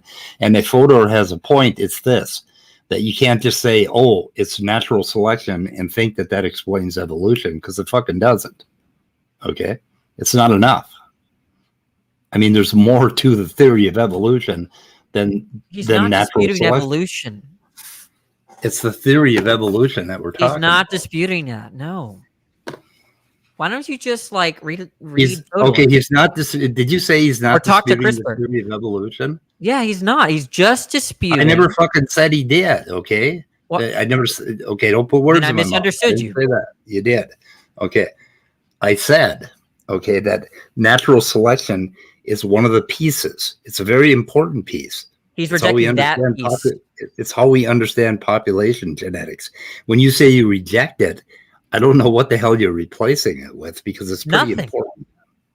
Nothing. Okay. CRISPR, please respond to that. No. Listen, look. Here's the idea. Fodor thinks you can come to know the traits of interest. I'm just going to say traits of interest, but he doesn't think there's a theory about what traits are interesting per se. That's the whole thing. That's what Fodor's objection is. That just doesn't impress me much.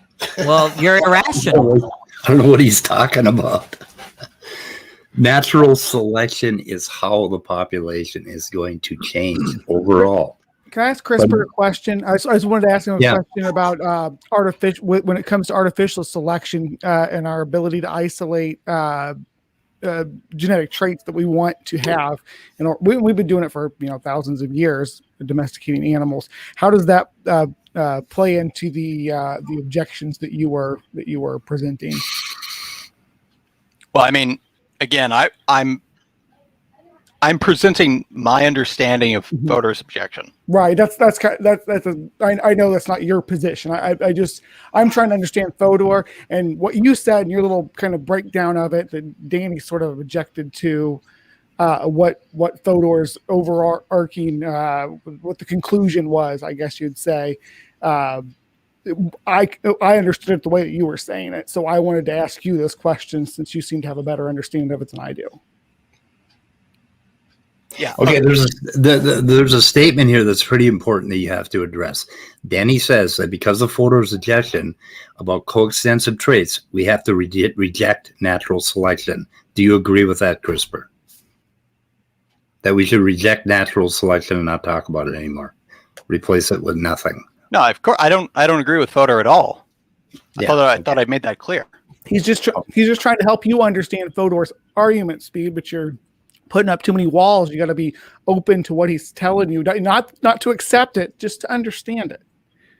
I do understand it. No, you don't. I tried for hours and I got through Okay, nothing. so Sorry. Fodor's I don't argument is understand it it. doesn't. Just a quick test. Danny, do you think I understand Fodor's objection? I think you do. I could be wrong, but it seems like you really do. Okay, CRISPR, All tell right, me again, cool. in a nutshell, what is Fodor's objection? Because I just want to point out, I agree, Danny, that I don't think Speed understands Fodor's objection either, right? And this is a convenient point because I just found the thing I typed up in 2017 when this was coming up before, wherein I was in dialogue with somebody and I rewrote Fodor's objection. Do you know who it was? Who were you talking pop to it in up? 2017? Because that's when I learned the argument. I think by the name of Cliff Stamp. Okay, I don't know him. Anyway. Can you share the screen, He's a very smart guy. CRISPR? Or send us the link? I can't, but I can read it out. Let me, actually, I can paste it on the side. CRISPR, were you in Helena Handbasket's thing on this? I may have been.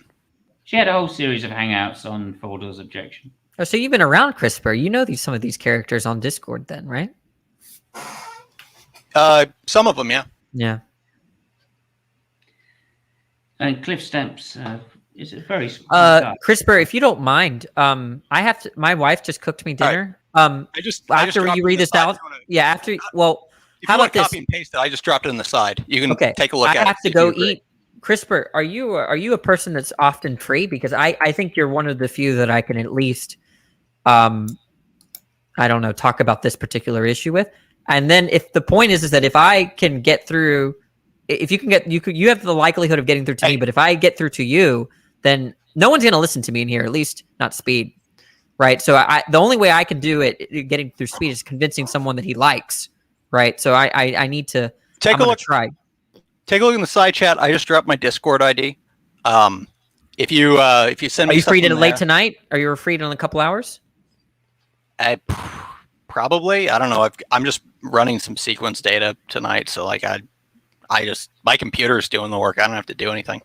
Okay, we'll talk about it. I'm when I do one-on-ones, I'm very thorough and I don't record them. Okay, so Yeah.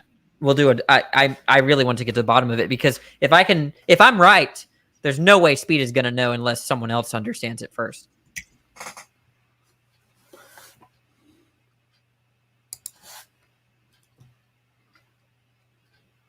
Well, I'm definitely willing to make the effort to understand it from where I am. That's why I was asking questions about selection, because I think that's the disconnect here from that maybe Speed and myself are having with Fodor's argument in trying to apply it. And so maybe a better understanding of the assessment of the selection would help. Could you provide that, Chris? I don't want to put too much on you if you don't feel comfortable breaking that down. Sorry, I'm not sure I followed what your question actually was. Okay. Could I just say then, Chris, quickly here? And again, I'm not a biologist. I am shit at biology. Gave it up as soon as I could. However, as I understand it, right, Fodor's objection is just that natural selection cannot differentiate between coextensive traits. Is that correct or not? It doesn't. Right. I think that is his objection. So what don't I understand? The thing is that the thing that Speed. I think the thing that you don't understand about Fodor's objection is that he is actually making the point that if natural selection cannot distinguish between which coextensive trait is improving differential reproductive success, then natural selection is not a mechanism to explain why traits improving differential success increase in the population. Now, that is wrong, I think, for self-evidently obvious reasons. But look, read the thing I put in the side, okay? Because I read through Fodor's paper a few times, and he never once laid the damn thing out in the form of like coherent set of premises, right? Which I've done. I think what I've put in the side is a fairly coherent representation of Fodor's objection, right? Which I think got cut off towards the end. Let me fix that. Yeah, you cut off something. So I understand this, CRISPR. I don't understand what you think I don't understand. I'm just saying that is not sufficient reason to throw out the idea of natural selection. I mean, we know this. We know that you can't basically say, oh, you can't just use the idea of natural selection to determine which traits are positive, because there are going to be a lot of fucking traits that come along with it. Like you can have linkage disequilibrium, and you can end up with spotted noses. So again, anything to do with that, right? Anytime you, Fodor's objection is a philosophical one, not a biological one. Okay. Anytime you're talking about the biology, you're not talking about Fodor's objection. I think that's the first thing you're not understanding. Okay, so run that by me. So you're talking about the philosophy. Okay. So yeah, we're talking about intent, right? And I am talking about the biology. What is the intent of the biologist when he's asking which traits, right? And how is he going to answer that question? I mean, that's also a philosophical problem. How are you going to answer the question? I have no idea what you just asked. Well, okay. I think what Speed is saying, and again, I could be wrong. There is. By a way, but I think he's saying is that in the theory of evolution, natural selection is not the standard by which we judge the traits. Yeah.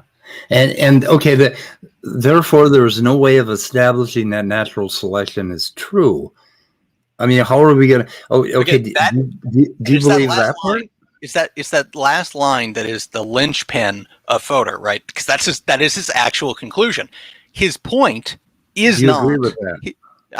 I don't agree with anything that Fodor says. Okay. Okay. Look, Fodor's point isn't that natural selection is wrong. Okay? It's that natural selection cannot be demonstrated as true. That is his point. And his point is not at the level of practical empiricism. His point is at the level of philosophy. Now, right. But if you cannot take that on board, let's not go down that, because it seems to me that all sciences, in the sense, fall foul of that objection at some point, because sure. yeah, induction is not meant to show something is necessarily true. I agree with that. So I think, But it again, doesn't matter. I don't think his argument is that we have to show something is necessarily true. Then no, of course not. That's not how science works anyway. But to make the statement, I want to replace natural selection with nothing. Let me push back against something science just said. So Fodor's objection isn't about whether or not you can necessarily demonstrate that a particular trait is the one under selection. It's actually about whether or not there is any predictive material from the theory of natural selection that you can apply to the set of coextensive traits that are under selection to figure out which one is actually the one that is being selected for. Okay, and so it's not about being able to like conclusively 100% demonstrate, oh, that's the one, right? It's not about that. It's about the fact that he says you get nothing. You get zero information about which one is actually the one under selection. And that's why he says that you can't find a way to establish natural selection is true, because not because you can't do it conclusively, but because you can't do it at all. You can't get any information on which of the coextensive traits is under selection. Okay, but you believe natural selection is true, right? And you believe that we found out through a different means. We didn't find out again. Are you asking me? Of course, I think natural selection is true. Yeah. So and we discovered that. I mean, you can't just say there is a point to be made here. But so Speed. I'm gonna say this with all due respect. If I have to say again that I disagree with Fodor on everything, I'm going to start insulting you. Okay. Okay. Can I try my question again? I've got a quick question because before you do, Peter, let me. No. I've been silent. I spoke up before and I was shut out. Let Peter talk. He hasn't talked for a while, please. I've got just one question. What Chris was said, because he directed it at me. I did. I've got just address what he said, and then by all means go down a new path. No problem. Right, but he's just directed something at me, and I'd like to respond to what he directed at me. Yeah, I directed something at Danny, and I no longer get the chance because he left. That's how long I waited to get a chance to speak. Sure. Just pointing that out. I mean, this was just directed, though, so I don't know. Yeah, this was directed half an hour ago. I had to wait. Okay, now I don't even care who talks. Just one of you let Peter flip go a damn first. coin. The objection Danny made wasn't what Fodor said. The objection Danny made was he said he rejected natural selection. Right. From everything that followed from there, we got on a different subject. Right. I just wanted to point that out. I asked someone should ask Danny point made. What he thinks natural selection is, having Steelman that. No one has bothered even to try, because I don't think that he knows what the fuck he's talking about. I mean, if I'm not mistaken, I can do this real fast. And it's really fast. I think that when Danny said that he rejects natural selection, what he means is he rejects natural selection as an explanatory mechanism. Not that he rejects it as being true, but he rejects it as an explanatory mechanism. It's not what he said, and that is what I wanted to clarify.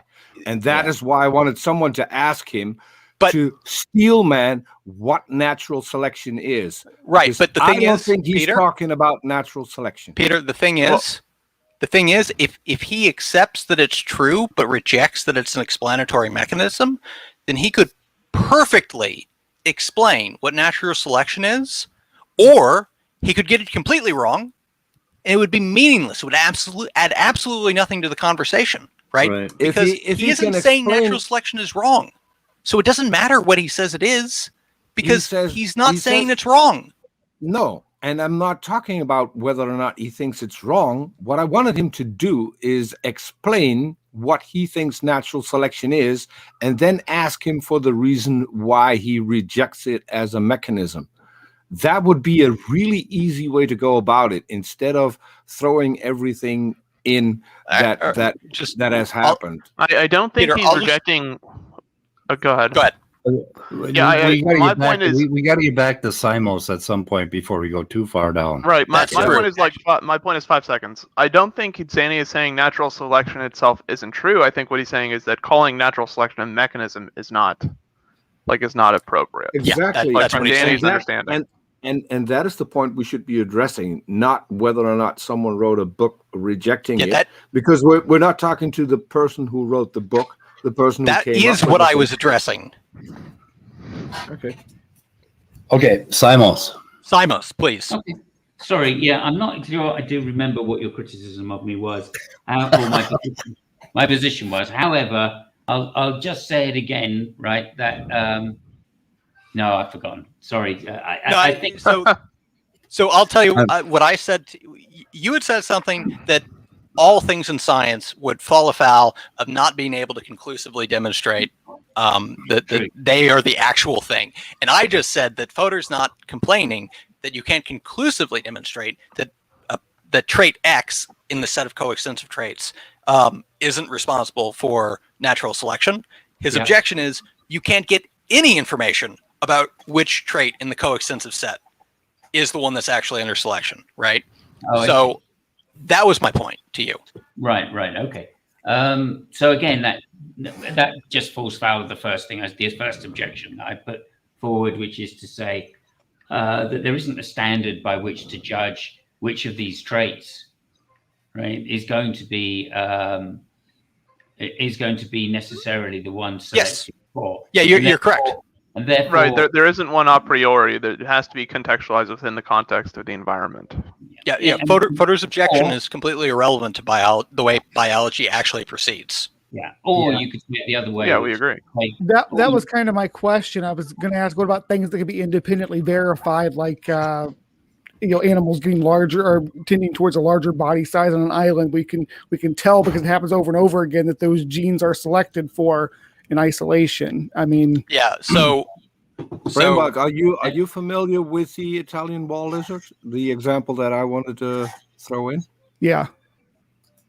Is that a good example, you think? I don't have a problem with it. I think that what CRISPR was saying about that was that it was not pertaining to Danny's direct objection, because it was more of a situation where what he's saying is that I have a hard time even summing up Danny's position on this. CRISPR summed it up better than I did, but I don't think that the Italian wall lizard was in context to what they were talking about at the time. So, but I just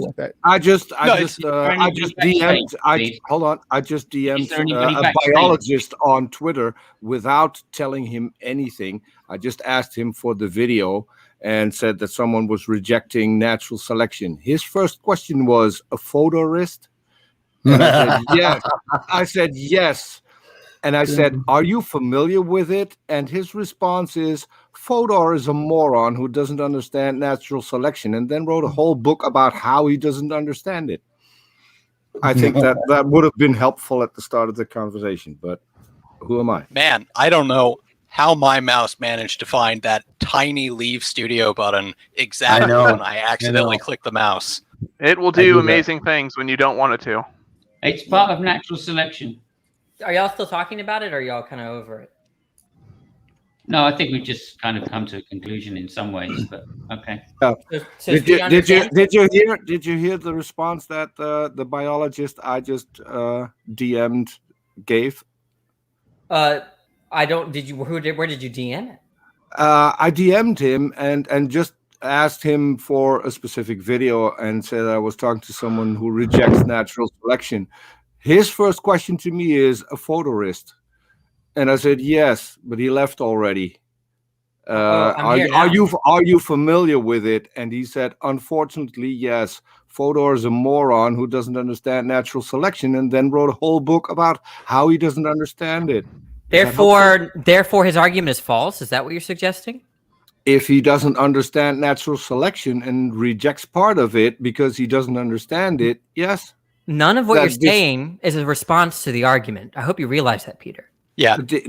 So I'll make a set of points here. Firstly, completely agree with Danny that it's not an objection to the argument. Like, if Fodor doesn't understand, Fodor could have accidentally come up with a valid counter argument to natural selection, even though he didn't understand it, right? Like, the argument could be right, even though Fodor is a complete idiot who was just like, he threw feces at the wall and it happened to spell out an argument that was right. That's possible. So it's not an objection to his argument to say that he's an idiot who doesn't understand natural selection. Point one. Point two, I completely agree with the biologist you DM'd who said that Fodor does not understand natural selection. Yeah. Fully agree. Third point, with respect to the Italian wall lizards, just because you keep bringing it up, cecal valves are coextensive with various other traits. Say again? I assume if you're bringing up Italian wall lizards, you're talking about their cecal valves. Yeah. Right. So cecal valves are coextensive with other traits. You can't demonstrate whether or not it's these other traits that were the ones under selection. That's Fodor's objection. That's why your point was irrelevant. So wait, there's nuance to that. That's why I said it's not worth bringing up. Maybe you meant this, CRISPR, but the view is that it's not that you can't know which one is being selected; it's that you can't know that via the theory. What about when it's independently verified? Well, right. Though? Like what Is it too late for me to ask the question that I wanted someone to ask Danny about an hour ago? Hey, Tanya. Hey, Tanya. What was that question? What do you think natural selection is? Can you steelman that? Oh, well, I just used Dr. Dan's understanding of it, which is something like reproduction of individuals with favorable genetic traits, and we can substitute favorable in terms of that whole genetic, reproductive success phraseology, genetic traits that survive environmental change. Because can you get a bit more vague than that? I mean, I know. Wait, that's what Dr. Dan endorses, right? I actually went specifically. I'm not talking what Dr. Dan endorses. I'm asking you. Hello. To steelman natural selection. I just did. Not tell me what someone else thinks. I want to hear from you. I believe what they think. Explain natural selection and how it's a mechanism. I reject it as a mechanism. To reject it, you have. He means to steelman how we think it's a mechanism. Steelman how we think it's. Well, a mechanism. Supposedly it explains. Not supposedly. Steelman the actual thing that you're objecting to. If you complain about every word he says, we're not going to get anywhere. Yeah, I mean, it's something like a mechanism in which explains the I always get the differential reproductive success across populations. Yeah, explain how it is a mechanism. Well, it is a mechanism. I don't know. That's all they say. It is a mechanism. But now let me do it. Explain how. If I ask you to explain how it's a mechanism, and your word is it's a mechanism, go to the most. I love that. Okay, now I'll do it. Just for fun, right? Natural selection is a mechanism that explains the increase in why aren't you increase in traits. I wanted to hear this from Danny. If you're going, you just did. Now I'm going to do it, and we can compare what he said to what I said. If you're Peter, let him do it. Peter, he's just going to repeat you, and we're not. He already said it. He didn't. No, he did. I'm sorry. I understood it. I understood what he said. I think he said it. Right. I don't know what you're missing. Like he did it. He did the thing you asked him to do. I missed the part which I was really curious about. That Danny should steelman how we think it's a mechanism. And he started out, it's a mechanism. That doesn't explain the how that I was curious about. He said differential reproductive success. I don't know what else to say, Peter. I think you're just like emotional or something. No. No. Just wanted Danny, to hear stop you it. answer a Stop it, question Danny. a little You'll less get booted. vague, Like, a little what? less vague than you Could we did. let CRISPR? Could we let Do you- CRISPR do his Well, Steelman version? I'm really confused. Why? I mean, Peter, do you not think that differential reproductive success of traits over successive generations is a mechanism to explain why traits improving differential reproductive success are more common in successive generations? Because I think it is. I'm missing the selection part. Maybe I'm just stupid, but I'm still missing the selection part. Differential reproductive success. Is the selection part, I guess. Okay. And that's what I said, Right. Peter. You should probably Yes, sit this one out. I agree. That is what he said. Okay. Might be the language barrier then. I think that he did a fine job. And also, I will point out that before you asked him that, when he was out of the room for a minute, I said that this would not be a productive line of conversation. I don't think it was a productive line of conversation.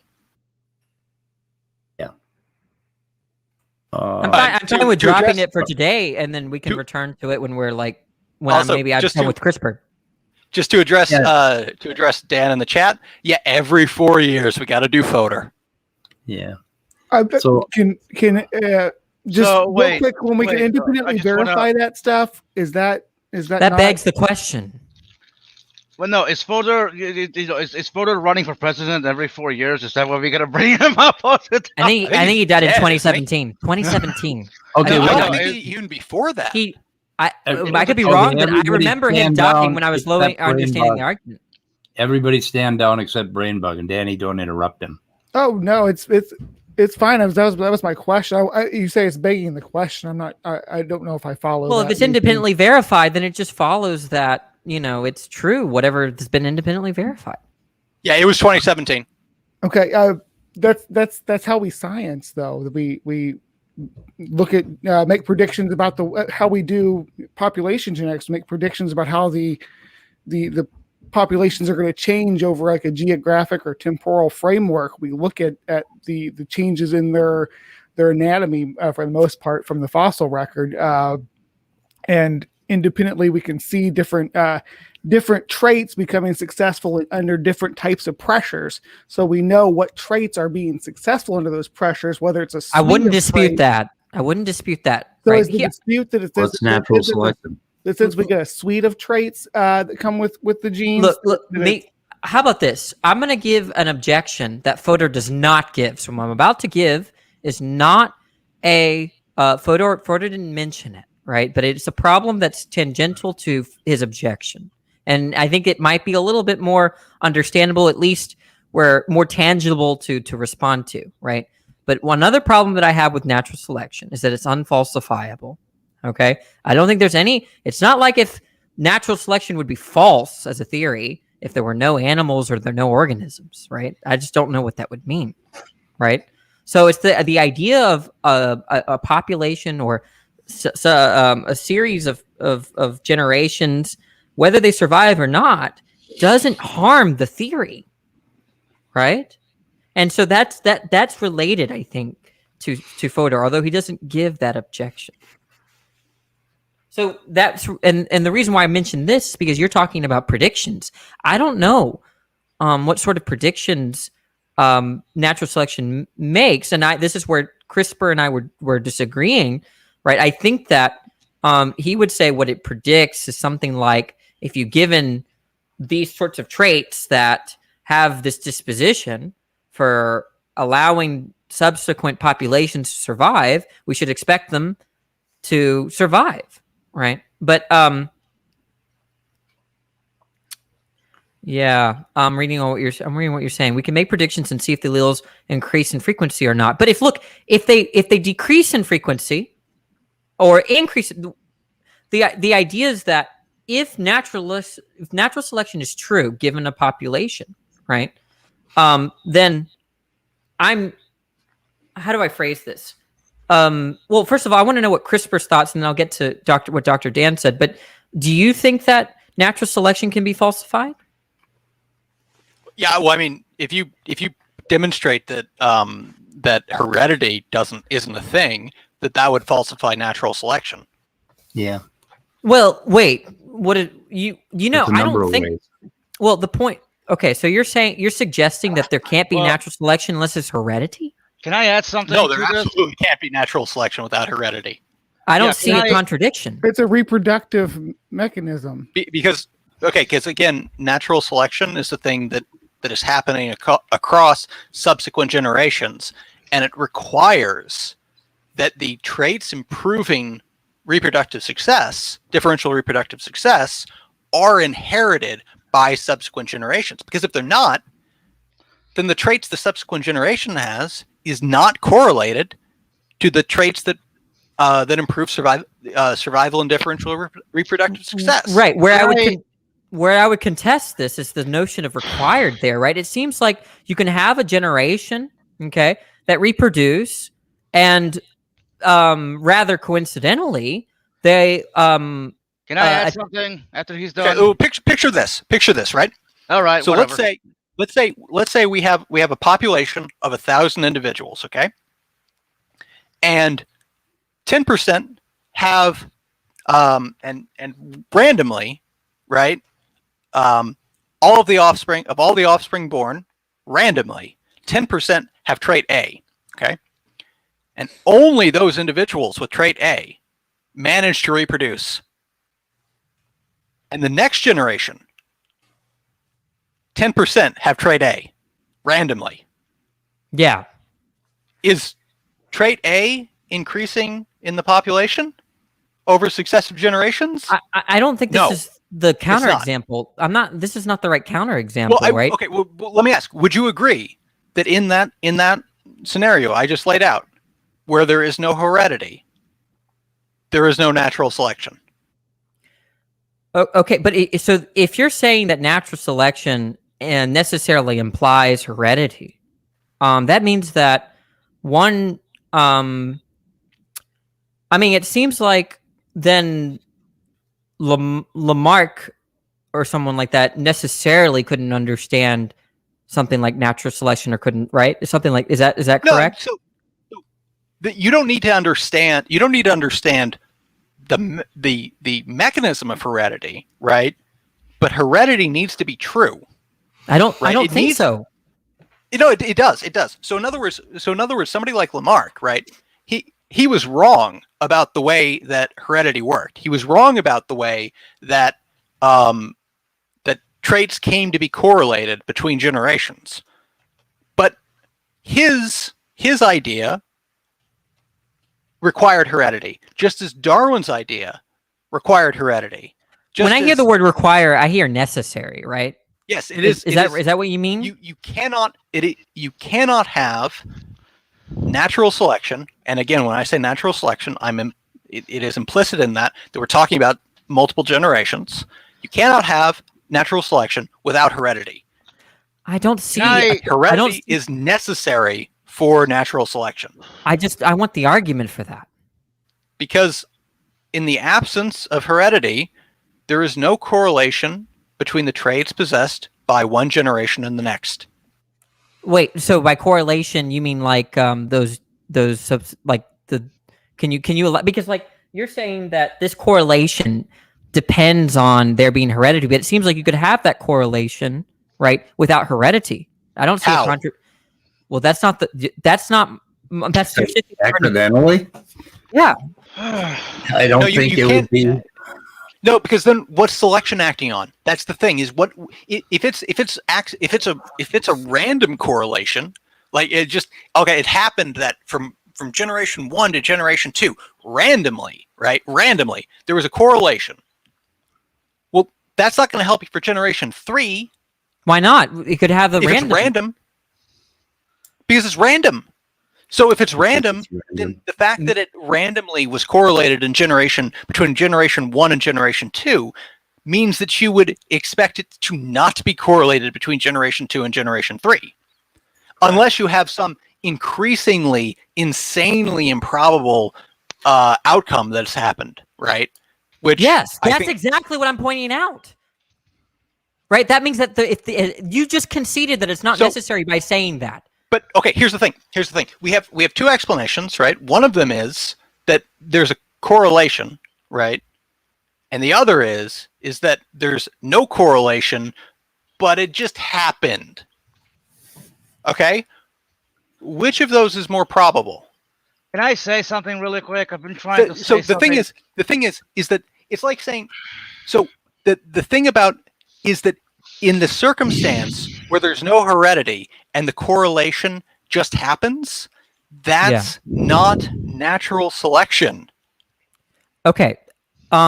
So I guess I'm not understanding this notion of correlation with respect to the generations. That is not what I'm understanding because I don't. Taller parents have taller children. That's a correlation. It doesn't mean that. Wait, it doesn't mean that it's the same. It means right, that but there's you a could correlation.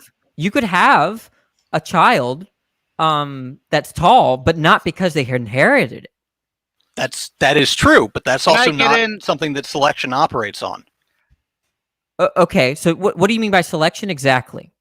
So selection is over successive generations, okay? So if you have a child, if you have parents that are tall, and offspring that are tall, but not because of heredity, Right. that means that for the third generation, selection cannot operate on the trait of being tall in a way that is correlated to generation 3. Wait, you're trying to explain to me what selection is, but in that example, you use the word selection. So differential reproductive success. Okay, is on that the what you mean by basis- selection? So again, selection. What I'm telling you is that if it's not heredity, it's not selection. Okay, so like you're Right. arguing with me about a definition. Right, but then And I I'm think saying that's weird. I'm saying that I might have a different concept of selection that's better tracks with the biologists are saying. I'm not confident about that. That's why I'm asking you. No, it doesn't. No, Well, that's sorry. the point of the inquiry. It is effectively it is baked into the definition of what natural selection is that it is hereditary. Okay, that's like which saying- is why, by the way, if you can disprove heredity, you have tautological. falsified natural selection, right? Because you can't have selection But you're just saying if there's without like heredity. selection, you said selection. You're basically saying selection. There's no selection if there's no selection. No, I'm saying there's no selection if there's no heredity. Right, but heredity. You said they're true analytically, right? I am saying that it is meaning. true analytically that if you have natural selection, then you have heredity.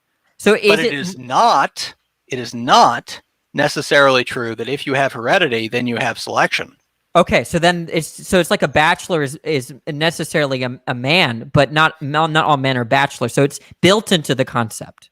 Right. So if you say that there is selection, so in other words, if you falsify heredity, you have falsified natural selection. Just like if you demonstrate that that you cannot have unmarried men, if you can somehow demonstrate that that's not possible, then you have falsified the existence of bachelors. Okay, so I need the definition of selection. Then did you? I thought you said it. That was the differential reproductive success, right? Differential reproductive success over successive generations. That's what selection means. Okay, and then which where in that do you have a concept of heredity? Over successive generations. Successive generations. I can have a concept of that without understanding heredity. Wait, generation, in the word generation. So you cannot.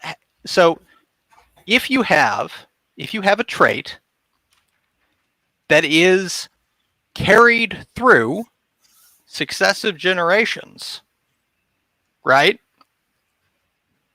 Yeah, then that's inherited. Right, because the word "carried" there means just give, like it's given in an inheritable way, right?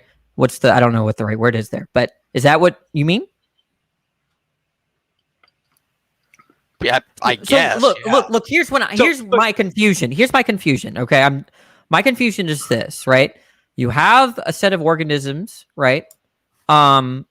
that have a lifespan of 5 years, right? Let's say they spontaneously form. I don't think there's a physical contradiction there. That doesn't violate any laws of physics, as far as I know. Okay. Now, then let's say 2 years later, this exact same freak accident happened, right? And then we call that a new generation in virtue of that particular having that particular lifespan, right? And then you have these successive instances of spontaneous generation. Okay, I think that it's totally intelligible to talk about selection despite there being no heredity, and yet and still having a notion of generation. Okay, put a cork in it for just a minute. Midnight wanted to say something a long time ago, and you guys cut him off. So let Midnight say what he wanted to say, and then we'll continue. Midnight, where the fuck are you? Hello? Did I lose everybody? Will somebody say something? I'm here. I'm here What the too. fuck? Midnight? Midnight, what the fuck? He probably went to the bathroom or something. No, I sorry, don't know. sorry. I forgot. You know what? There are benefits to having a detachable mic and cons, but no. Like what I was trying to say is that even before, and people are gonna get triggered when I say this, but even before the mechanism of heredity, what was discovered, people already knew about heredity. You know what I mean? Like, I'm not going to dispute that. Yeah, people used to think blending heredity was a thing. Yeah. And by the way, you can have natural Well- selection with blending heredity. That'll work. Right. Wouldn't that fall under artificial selection in that case? What? Wouldn't it fall under artificial selection in that case, or Blending? mistaken? No, that has nothing. Okay. No, So look, here's what I'm confused. I guess when we say it's in virtue, you're saying that the only way we could say that the pumping mechanism is selected for rather than the thump noise, right? And I'm not going back to Fodor's objection. I'm sticking with this other objection. This is just using Fodor's example. Well, again, I don't think it matters which of those is being selected for. I agree. Wait, I agree. Hold on. I have a quick question. Wouldn't the sound be a byproduct of the thump? Yes, So, that's the point. That's All the right. point. Yeah. The point. So I'm just using Fodor's example. Well, actually, it could be that the pumping of the blood is a byproduct of the sound. Yeah, Copy Dr. that Dan. link. If Dr. Dan just wants to snipe from chat, that's fine. But I'm basically ignoring the sniper. I'm not No, interested. you in really what need to Dr. go read that. You really need to go read Fodor because you have a hard time understanding the whole I entire understand dialectic. exactly what Fodor's objection is. Speed needs to divorce himself from all things scientism. I think that's one thing the majority of us can agree on. Immutable. Don't Who's bring gonna that get up. talked about now? No, actually, wait. I figured it out. Speed. I think you may have accidentally just done one of your standard. I'm going to start using a word with a different definition than everybody else does, and it's for the word understand. Oh, bullshit. I will say that I Speed's understood Fodor's definition. objection. It just didn't land in the way that Danny was. You in don't the way even that understand it. Danny, You're too stupid. Uh-oh. You called me stupid. Danny, that Danny might made a not be the big best mistake. choice. We're about to end the stream anyway. That was a bad choice. He made a bad choice. We make bad choices. I in our think you life. made a great Speed. I think you made a great choice. I made a good choice, but Danny made a bad choice. Yeah. Anyway, All choices that Speed makes are good. Let this be a lesson. Immutable. Really? Wait, has he redefined good too? Well, he's become the arbiter of it, don't you know? Yeah. Anyway, we got to end this stream anyway, guys. Maybe we can take it up another day. How about Maybe. that? Yeah, we probably could. Anyway, Danny needs to go read that Evolution 101 so he kind of gets it. But Fodor's point just does not land properly. It's just not. It's not enough. It's not funny. enough. It's funny how two people who actually understand the topic say the exact same thing, that they but disagree. That Fodor doesn't understand what he's talking about, and then wrote a book about how he doesn't understand it. Yeah. Yeah, no, that's fair. Because Dan pretty much said the same thing. That's three people who understand the topic. Then I should actually. Okay. You were one of them as well. I was talking about people who understand the biology. I have no clue where you stand, CRISPR, but you did a good job. I mean, I'm in a PhD program for evolutionary biology, so I hopefully I have a good grasp. I did not know that. I don't understand biology. I still managed to nail the objection based upon what Speed said. I'm curious. What isn't? I mean, never mind. That's not really. I guess that's not really a topic we should go into. Yeah. What topic? Well, no, I was gonna ask why. I was gonna ask Simus what he doesn't understand about it, but What about biology? I don't know. Yeah. Oh, well, if it's about biology, me and you are in the same camp there, Simos. The more I learn about biology, the more it confuses me. I guess when I heard Fodor's argument, I was stuttering so much as a result that it seemed like I didn't understand it. Yeah, you were being me. It's Careful, like, Speed. what the? Try not to mimic people's behavior. Yeah. Yeah, it's important. It's important with Fodor. What's going on? It's important with Fodor to not approach it from biology, because I think that, like, if you do that, you're going to confuse the people who are bringing it up in the first place. Because the people who bring up Fodor's objection are not conversant in biology, right? Right. Now, they're from a philosophy background, and if you're not willing to approach it from the philosophy, they're going to get confused. You're going to get confused. It's going to go nowhere. It's going to end badly. Yeah. Yeah, and I'm just not willing to approach it from that philosophy, that particular piece of philosophy. I just don't give a fuck, I guess. I will say, I paid attention because I thought he had something, but then the more I read, the more I realized that was it. It wasn't as deep as I thought it was. I do think that Danny has an approximate understanding of natural selection as it's used in the sciences. I think that Danny's problem is predominantly not in the practical biology or in the philosophy that he's dealing with. It is in the philosophy of science. Yeah. Which isn't actually my area, but that I think that's where he's sort of running into some issues, is my guess. Right? So I don't think that. I don't think that trying to push him towards, like, oh, here, take a look at some introductory evolutionary biology. I don't think that's going to help, because I don't think that's his problem. I think you need to push him towards, like, here's some philosophers of science. That's what'll help. Yeah. So Danny's in the back room because he's bad, but Andrew's here to ask CRISPR a question. All right, go ahead. Sorry. Midnight, you can go first. Or no. It was I was just going to point and laugh at Danny in the side chat. Go on. Your question is more important. Oh, okay. So I guess I have an unrelated question for either Dr. Dan or CRISPR. Because recently, Dr. Dan, you might want to mute if you're going to type. Just saying. Oh, sorry. Didn't realize it was not me. Sound like Browns. It's a decent keyboard. Yeah, go on, Andrew. I was just saying. So I was looking into phylogenetic methods that check the trees afterwards to test their validity after the tree is made, and like I've already mentioned some metrics that I found, such as phylogenetic signal and consistency index, for instance.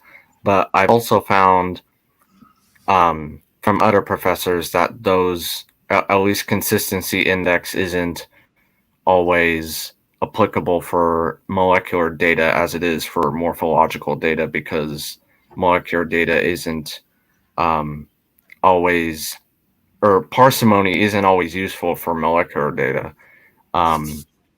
Well, so, oh, go ahead.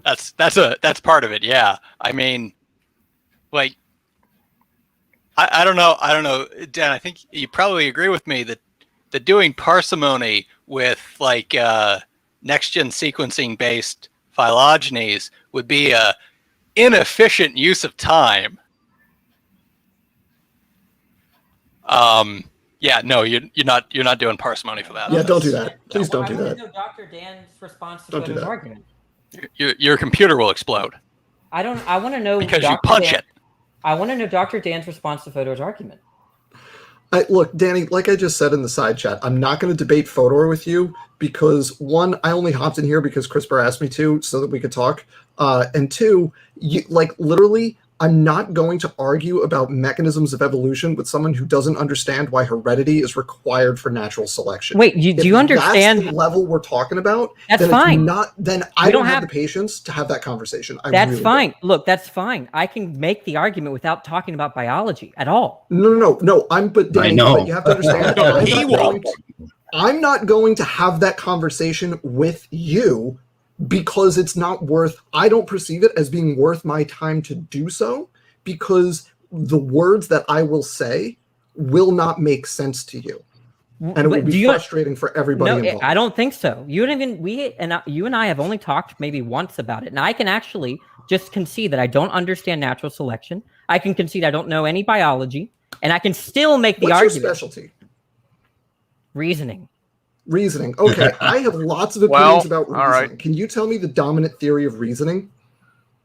And I'll tell you why it's wrong. There's no theory. There's no theory of reason. There's no theory of reasoning. Just tell me something about reasoning, and I'll tell you why it's wrong, even though I don't know anything about it.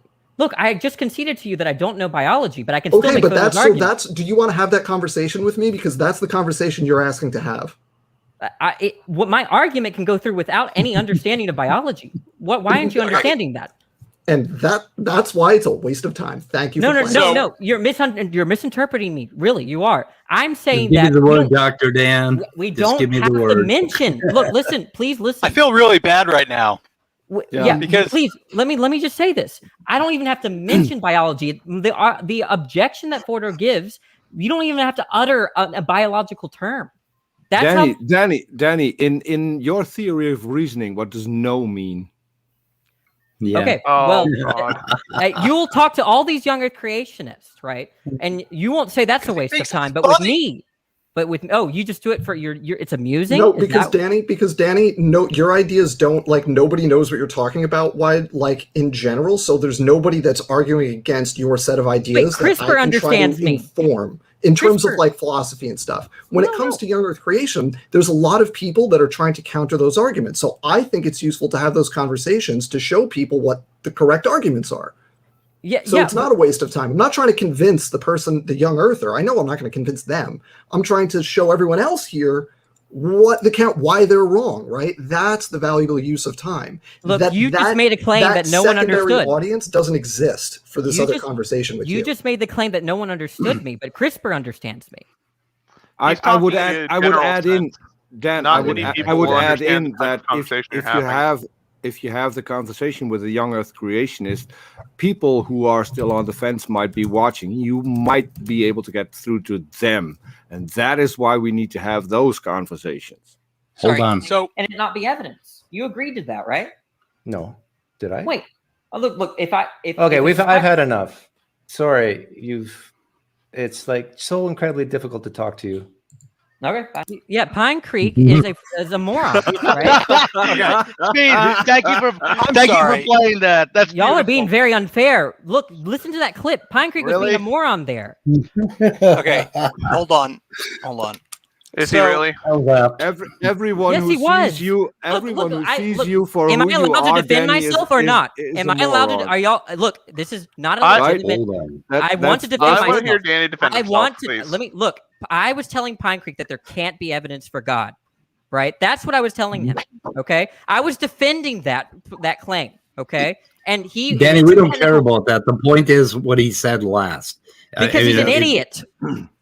I think Dr. Dan can feel it. Not a fault of mine. Hey, Danny, I got a question. You remember when I said earlier that that Fodor could be right, even though he's an idiot?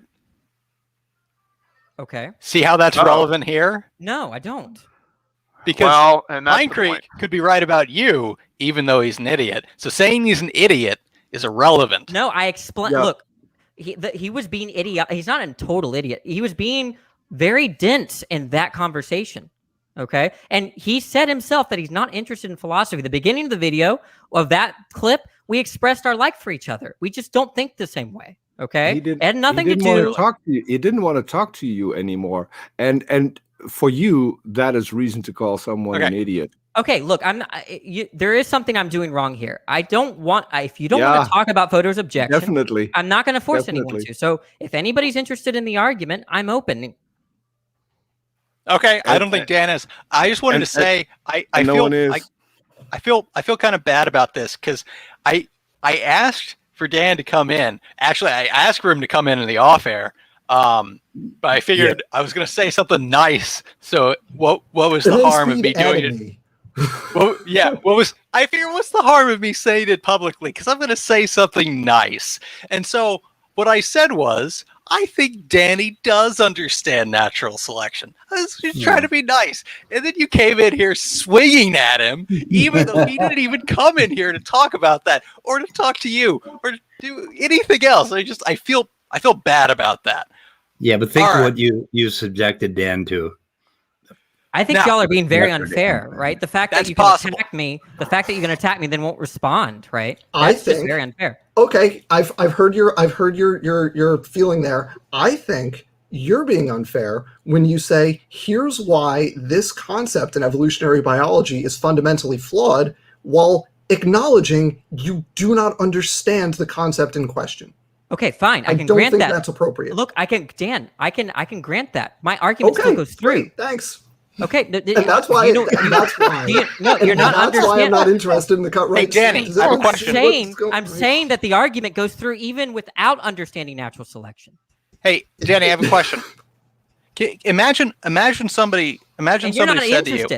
Is it just me or Otangelo was in the side chat? We could have had a much more productive conversation. No, this was actually more productive than a let's do Otangelo again. Dan is being very everything is more productive than that. Can I just say something serious to Danny real fast before I go? Because I am going to go. Oh, you've been a clown? Have you been a clown in the last 5 minutes?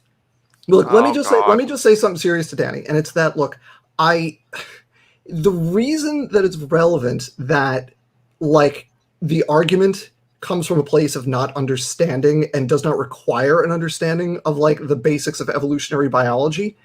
The reason that's relevant is that if you do understand the basics of evolutionary biology, you read Fodor and go, I see the words that he is using. He is using words that I recognize from evolutionary biology, but they don't mean the same things. And he's not describing processes the way they work in evolution. Right. He's just constructed this alternate reality where things are just tilted. And that's the problem I had with him. And it just it's not representative. His objection is to a version of evolution that does not exist. We can let me make his argument. That you don't know what the real Am I allowed to respond to you, Dr. Dan? Can I quickly make an analogy that might clear this up? Okay. Yeah. Danny, imagine somebody said to you, it is impossible for you to multiply negative numbers to one another and get a positive number. And by the way, I don't understand how negative numbers work. That's not analogous. Do you know what Fodor's argument? I'll dumb it down. I'll dumb it down for you, Danny. What Dan just said is that Fodor is attacking a straw man, and that's why it's not worth his argument still goes through. His argument. Look, his argument goes through. Danny, his argument goes through against the straw man. No. Kind of why won't you guys let me explain it? Write that in a stone tablet and put it like somewhere. watching Roadkill get killed again. I know hell. he's attacking a straw man. What do you his think the argument position still goes through? Can we do you know the argument? No, you're misunderstanding. Okay, I'm gonna wait. I'm gonna wait until I can speak. Let me explain. The whole Fodor's Oh, objection. is thank you just so this. much, CRISPR. Thank you so much. Fodor's objection. Yeah, is look just what you this. did to Dr. Dan. Fodor's objection is just That this. just made my day.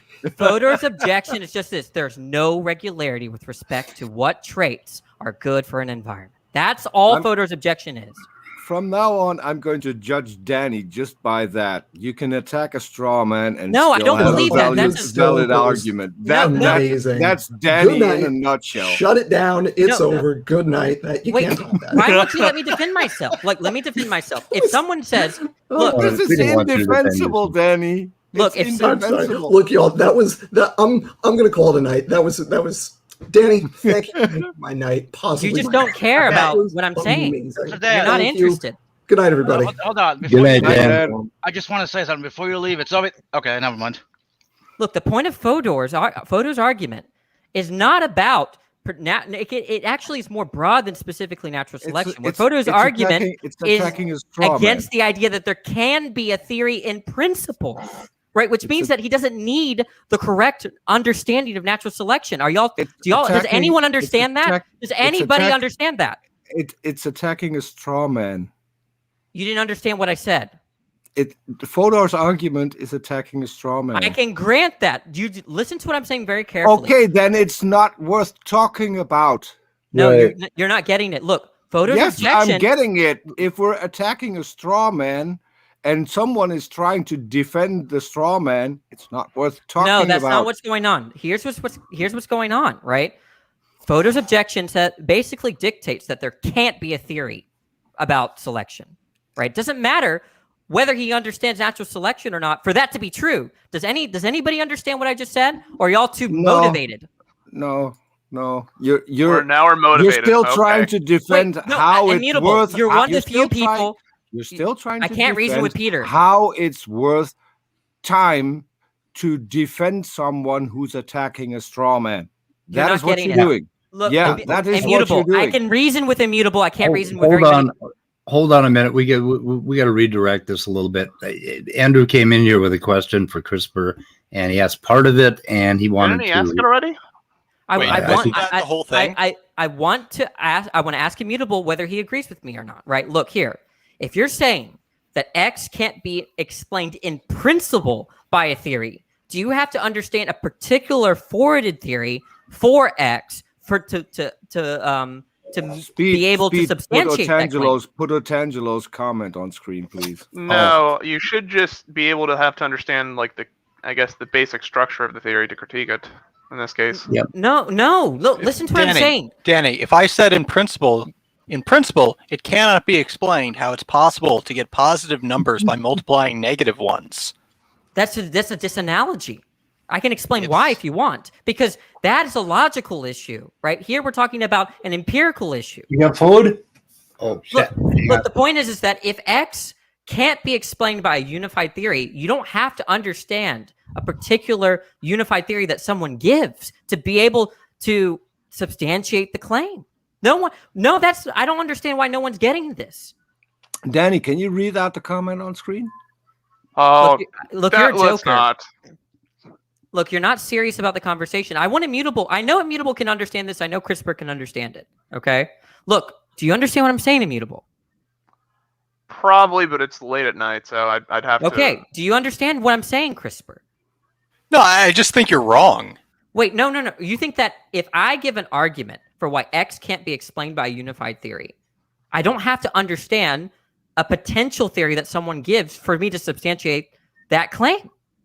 Yeah, so the thing is that if you don't understand what X is, right? If X is the thing you don't understand, then your claim could follow for not X, right? The thing that you've called X but isn't.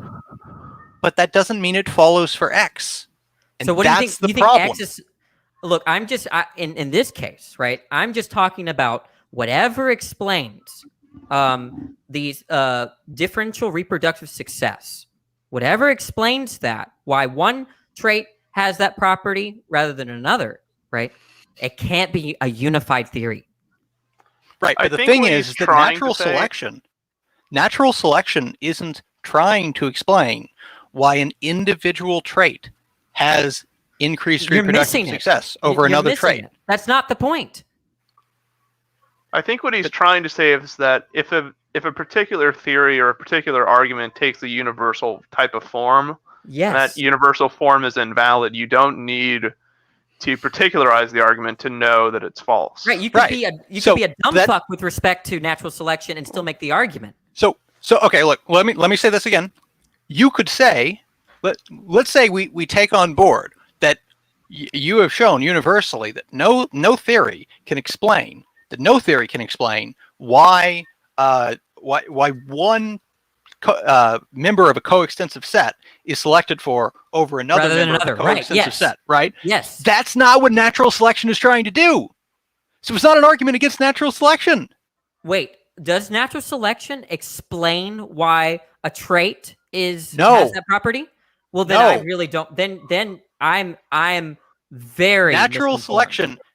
selection explains why populations over successive generations have a greater number of traits increasing reproductive success. Differential reproductive success is not a mechanism to explain why individual traits increase differential reproductive success. Wait, but those are going to be individual traits that explain it. It's going to be a set of them. But that's not what I'm trying to explain. Look, right? You can't. Look, here's the thing. Let me explain it this way. How do you know if it's a member of the set? Let me explain it this way. Let's say, right, that I roll a handful of dice, okay? And some of them are sixes. And I put the sixes aside, okay? And I re-roll the rest. Natural selection is the thing that explains why I end up with a table full of sixes. It is not the thing that explains why an individual roll of a die lands on a 6. Can you repeat it one more time? So if I roll a bunch of dice, okay, right, and you pick out the sixes, and I pick out the sixes and I set them aside, right, and I re-roll the rest. Okay. Okay.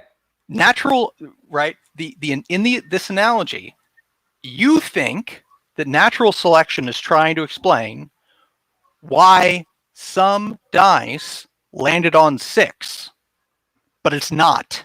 Natural selection is trying to explain why you end up, and it's also not trying to explain why an individual die was moved over. It's only trying to explain why you end up with a table full of 6s. Look, but there can't be a unified. That's a good example, right? There can't be a unified theory of that. There can't be a unified theory, perhaps, of why an individual die lands on a 6. That might be true. No, not even the whole collective. There can't be a unified theory for that, because it depends on the environment. Because there is one, and it the works. environment controls for that, right? Where you roll the dice really matters. So I'm saying that if there are no laws or there's no regularity with respect to traits and the way they interact with a particular environment, right, then there can't be a unified theory. So natural selection can't explain it. Wait, I'm sorry. Are you saying that there's not? Look, when I roll the dice, right, what's going to explain the way that they've landed on, right, is going to be the particular facts about. I agree, but I don't care about that. I only care about the bit where they get moved over. But once again, what explains why they're moved over rather than moved to a different direction will be dependent on the environment and not on some unified theory. No, it won't. All that matters is that it's a 6. I'm not following you there. So okay, look. I think I can phrase. If I roll my dice, on a table that's got a bunch of crap on it, right? Mm-hmm. Right, and so a given die like lands on a quarter or something, or whatever it might be, or it hits something, right, and stops. Those obstructions are affecting what number it lands on. Okay, that's the environment. I Yes, agree. that's- I yeah, agree. I okay. agree. 100%. I Okay. agree. But I don't care about that. I don't care what causes a given die to land on a 6. That does not matter. What I care about is, do the things that land on 6 get moved over? That's the thing we're talking about. But that can't look. That's again, if they're moved over, it has to be some contingent fact about the environment. Wait, will every environment will produce 6s? You agree? No.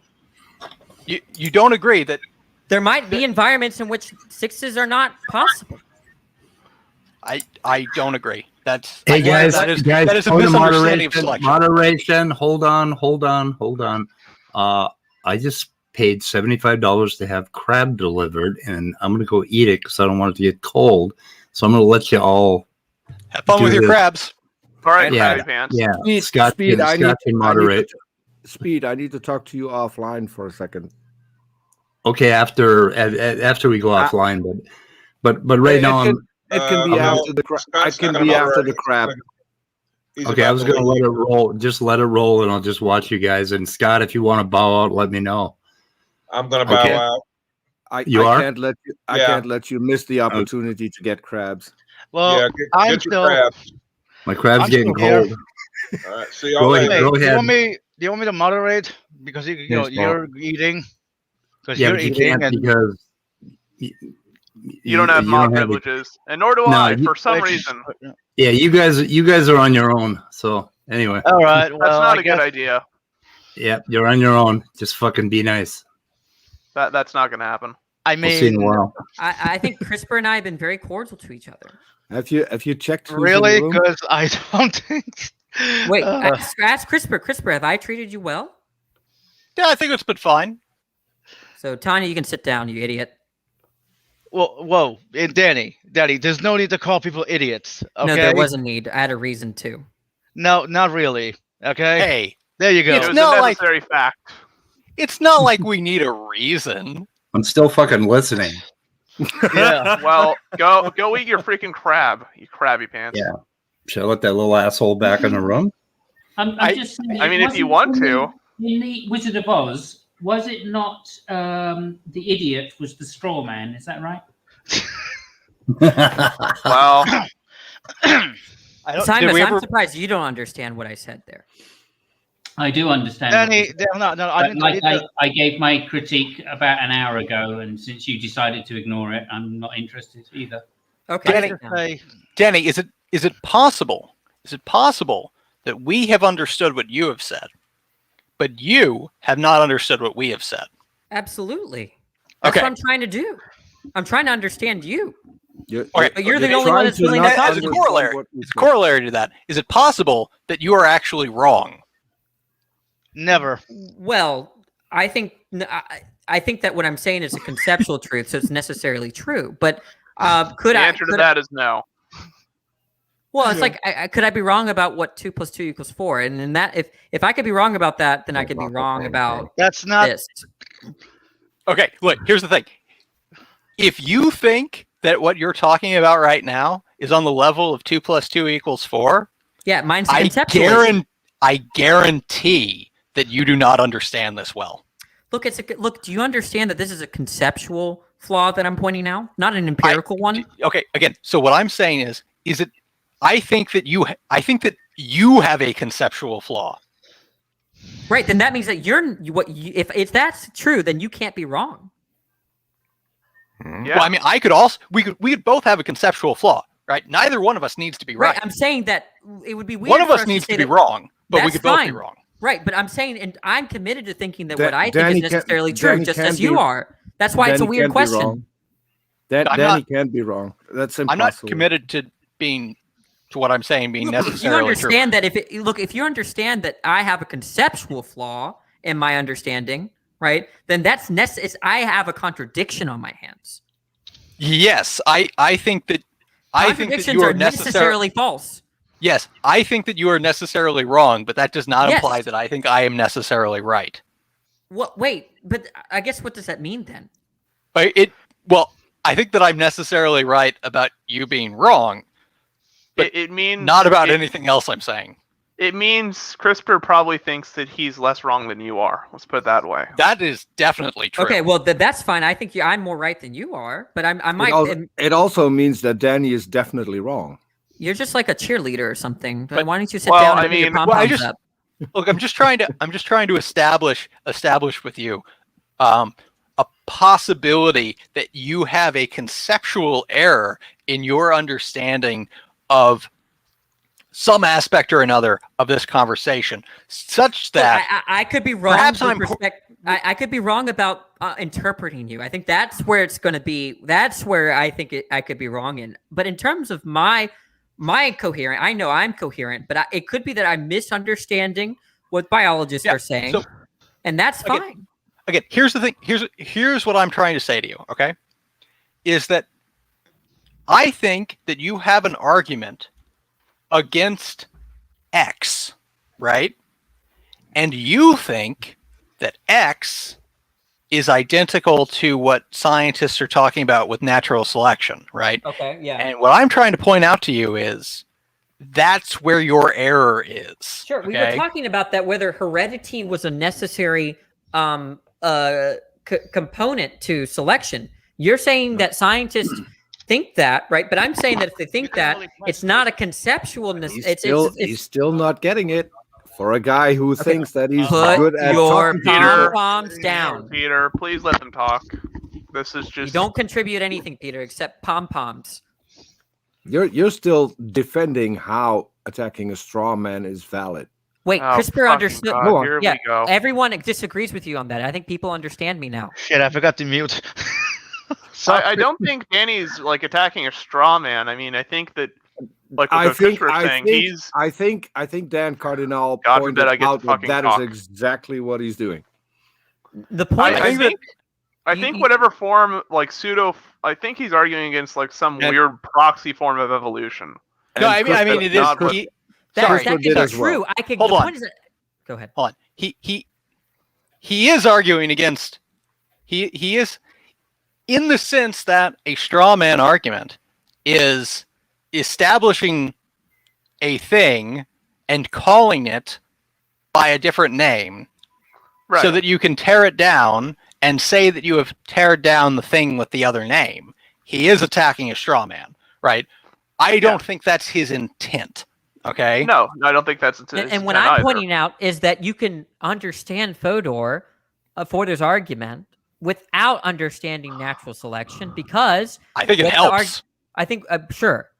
I that's fine. But what I'm saying is that my understanding of Fodor is that it could go. The argument could extend towards any theory. Okay, which means that you don't have to understand natural selection. Yeah. So here's the thing: is that when Fodor talks about natural selection, I don't think he is talking about natural selection either. Okay. When he uses those words, when he uses the word natural selection, he's talking about something else. Okay. I could grant that. Okay. Well, that's the thing: is that means that the thing he is arguing against is not natural selection. It's against any unified theory in biology. It's against any unified. Hold on, Peter. Sorry, this is not helpful. Except natural selection. It's not helpful. I'm sorry. Like, just ignore him. It's fine. It's against any unified theory for X, but X is not the thing that natural selection is talking about. So it's not. I see. Yeah. Invalidating. It's not invalidating natural selection, because natural selection isn't talking about the set of things invalidated by Fodor's argument. No, I understand that. I think that we have to explore that. Right. And so there's a sense in which you do have to understand natural selection, is what you're suggesting. Right. Yes. Okay. But the idea, though, is that I understood that we want to explain these allele frequencies and why they change and why they contribute to reproductive success. Right? Yeah. Okay. We want to explain that. Okay. All right. Isn't that what you consider selection? Not exactly. Selection selection is almost a consequence of differential reproductive success. It's not. I wouldn't call it the cause of differential reproductive success. So when you want to explain why a given allele increases in frequency over successive generations, right? Right. You describe that mathematically in terms of selection coefficients and population and starting frequencies and so forth, right? And then we refer to that curve, right, as the frequency increases or decreases over time, over generations. We refer to that curve as selection, right? But what's causing it to change from one generation to the next is differential reproductive success. Right? And so differential reproductive success by heredity over generations is selection. Selection, right? And so that is what we mean by selection in population genetics. Now, that gets conflated sometimes with the idea of selection acting on individuals, right? Like this individual is selected for in the population, but that's not really what happens. That's not the way it works. I think I'm not. I mean, it's not. I don't think it's a fault of your own. I'm just trying to understand here now. So. Well, okay, let's talk about a different force of evolution, right? And Okay. let's see if you can. Maybe it'll make more sense if you understand one of the other forces. Maybe gene flow? Genetic drift. Gene flow drift is easier. Okay, drift is easier. So when we talk about drift, right? We're talking about changes in allele frequency through stochastic means, right? Right. So like random? So what? Basically, yeah. It's a What are effectively random processes? Yeah, drift is effectively random. How is that? But how can there be a unified theory then? Then it seems like we should reject drift. See, that's the point. So we know empirically, right? We know empirically that if you have two alleles, right, with either literally no selective effect or a selective effect that is so small that it can't be subject to efficient selection, that these will vary randomly within the population until they reach fixation and extinction, right? This is observed. Now, there is no means to predict which allele will reach fixation under drift because it's random. Okay. Now, but the thing is that when we talk about drift, we're talking about the consequence of the way that reproduction works, right? Drift does not cause reproduction to work a certain way. Drift is a consequence of reproduction working a certain way. Drift is the consequences? There's the consequence? Yeah, drift is the consequence of the fact that the way reproduction works is that genes with limited selective effect will vary in frequency randomly from one generation to the next. It's not quite random, but I don't want to get into it. Okay, I guess maybe I can water down the argument in a different way, and maybe then you could say, well, no, natural selection's not interested in that, and then we'll end it there if you say that. I just thought that here's what I think, right? You have these populations, these generations, okay, and you have changes in allele frequency and traits and such and whatnot. I think that an explanation of all these changes will fundamentally rely on the way the environment is. Okay? I don't think anything else could explain those changes. So the environment is necessary but insufficient. What else? What else Selection. are you talking about? What well, is evolution, not selection Is specifically. selection evolution. physical? Is it made of atoms? Yeah, actually, yes. But Is it in the environment? the environment is also made of atoms. Right. So I'm saying that it's some. So you're saying there's organism, environment, plus this other physical substance, selection. No, so selection is operating on the basis of selection is effectively an abstract, right? But it's an abstraction. It's an abstraction of a physical thing, right? That's so exactly. specifically, But that I think that substantiates my point. So specifically, it's an abstraction of how many copies of a particular gene exist within this population, and those copies of the genes abstractions can't explain physical change.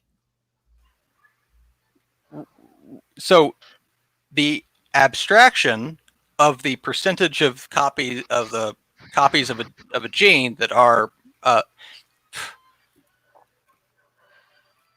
the alleles as a percentage of the gene, right, is an abstraction, right? The alleles themselves are not abstractions. The alleles exist, but the percentage does not. Right. So it'd be weird to say that the percentage, if we're speaking very technically, the percentage explains it. It's the right. The alleles percentage themselves doesn't explain. Right. The right. So what happens is that individuals reproduce. No Why? argument there, right? But that's because of the environment. Well, sort of. They're going to reproduce. What else They're could going to it be? reproduce. If they can reproduce, they will. Okay. If they find themselves on Mars, they're not going to reproduce because they're So that going to means be dead. it's entirely explained by the environment as to why they reproduced. Yes. Well, no, because if the organisms were in a perfectly suitable environment, but had no gametes, they would not reproduce. Why are there no gametes? Is it not? Eventually, you're going to boil down to an environmental factor. Well, it could be a genetic factor. Well, that's going to boil down to an environmental factor. Well, it can't be an environmental factor. It's something like that's a property of the organism itself. If we're defining, so generally, in the context of discussions of biology, the environment is understood to be those aspects that are not part of the organisms. Right. So the genetic factors are not part of the environment. But they're explained by the environment. The only reason why there are genes the way they are has to be, ultimately speaking, an environmental factor. So to the extent that if you're saying that you have an environmental factor that is increasing the fitness of some trait, right? It had been hot and now it's cold. Okay. And so now that it's cold, those traits that are increasing body temperature are selected for, right? Okay. Or something.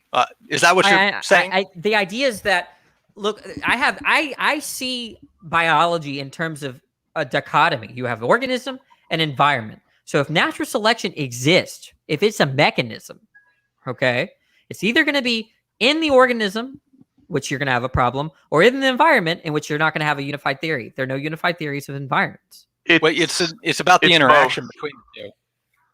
The thing is, organisms. The thing is, what you have to consider is that organisms influence their environment as much as the environment influences the organism.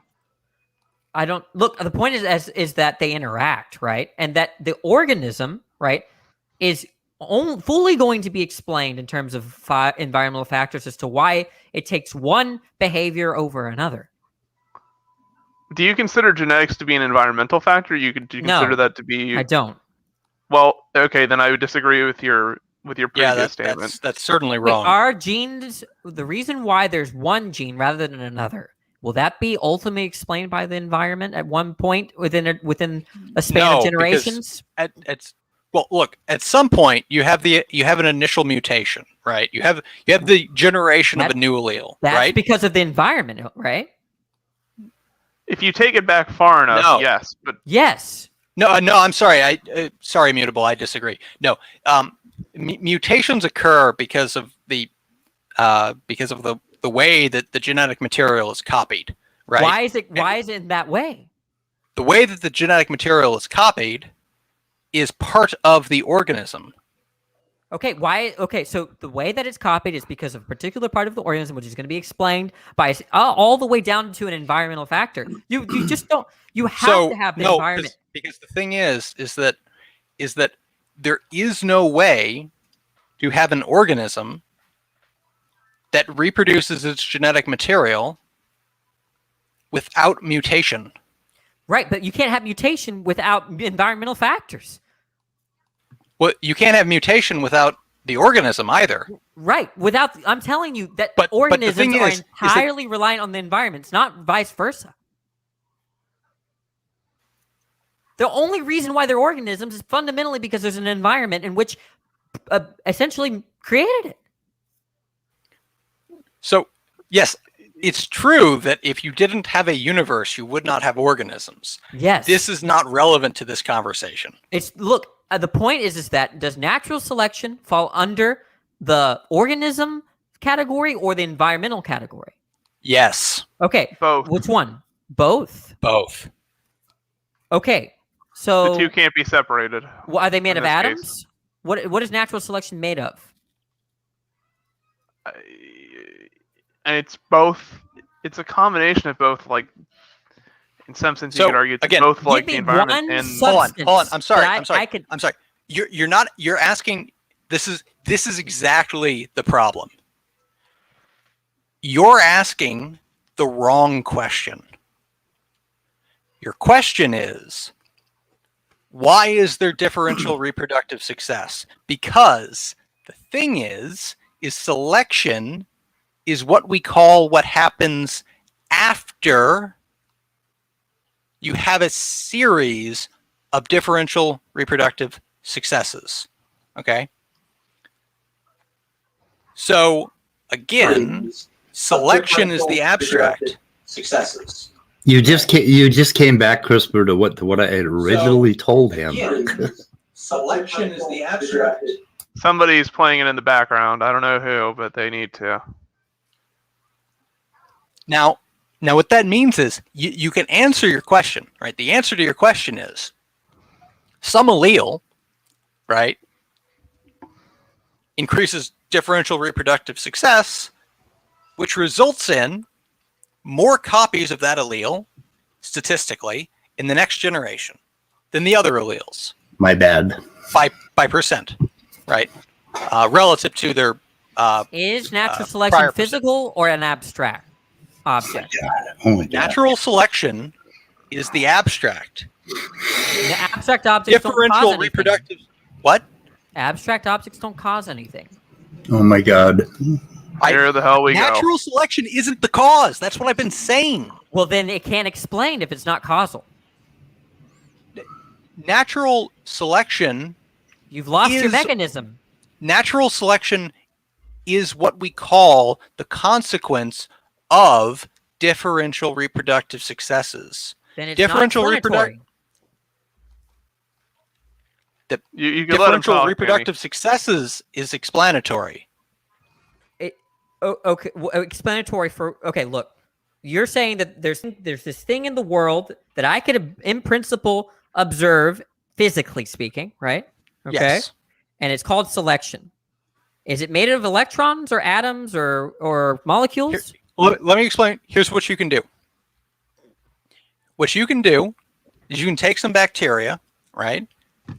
Completely sequence the genome. Okay. Now you'll know not just for one, right, but for the entire population. Okay, now you know. Just don't do it for the whole genome. Just do it for one gene. Okay. Give it a few days and do it again. Give it a few days and do it again. Now you will see differential reproductive success of some alleles. Okay? Now, your question is, what causes the differential reproductive success of one allele over another? The environment that it's in. Well, the answer to that question is going to require like a book larger. No. Look, if you put like if you all did the that over volumes. if you did that over a frying pan, you wouldn't see shit. Or you would use the Yeah, wrong but auger. if you didn't have a universe, you wouldn't have anything. But Exactly. that's not relevant. No, well, look. The you're thing asking, is, why do Danny- you see?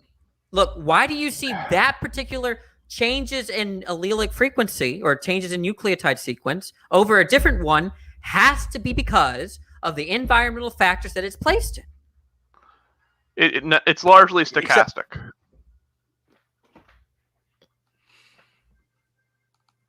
Sorry, was that what you were going to say, or?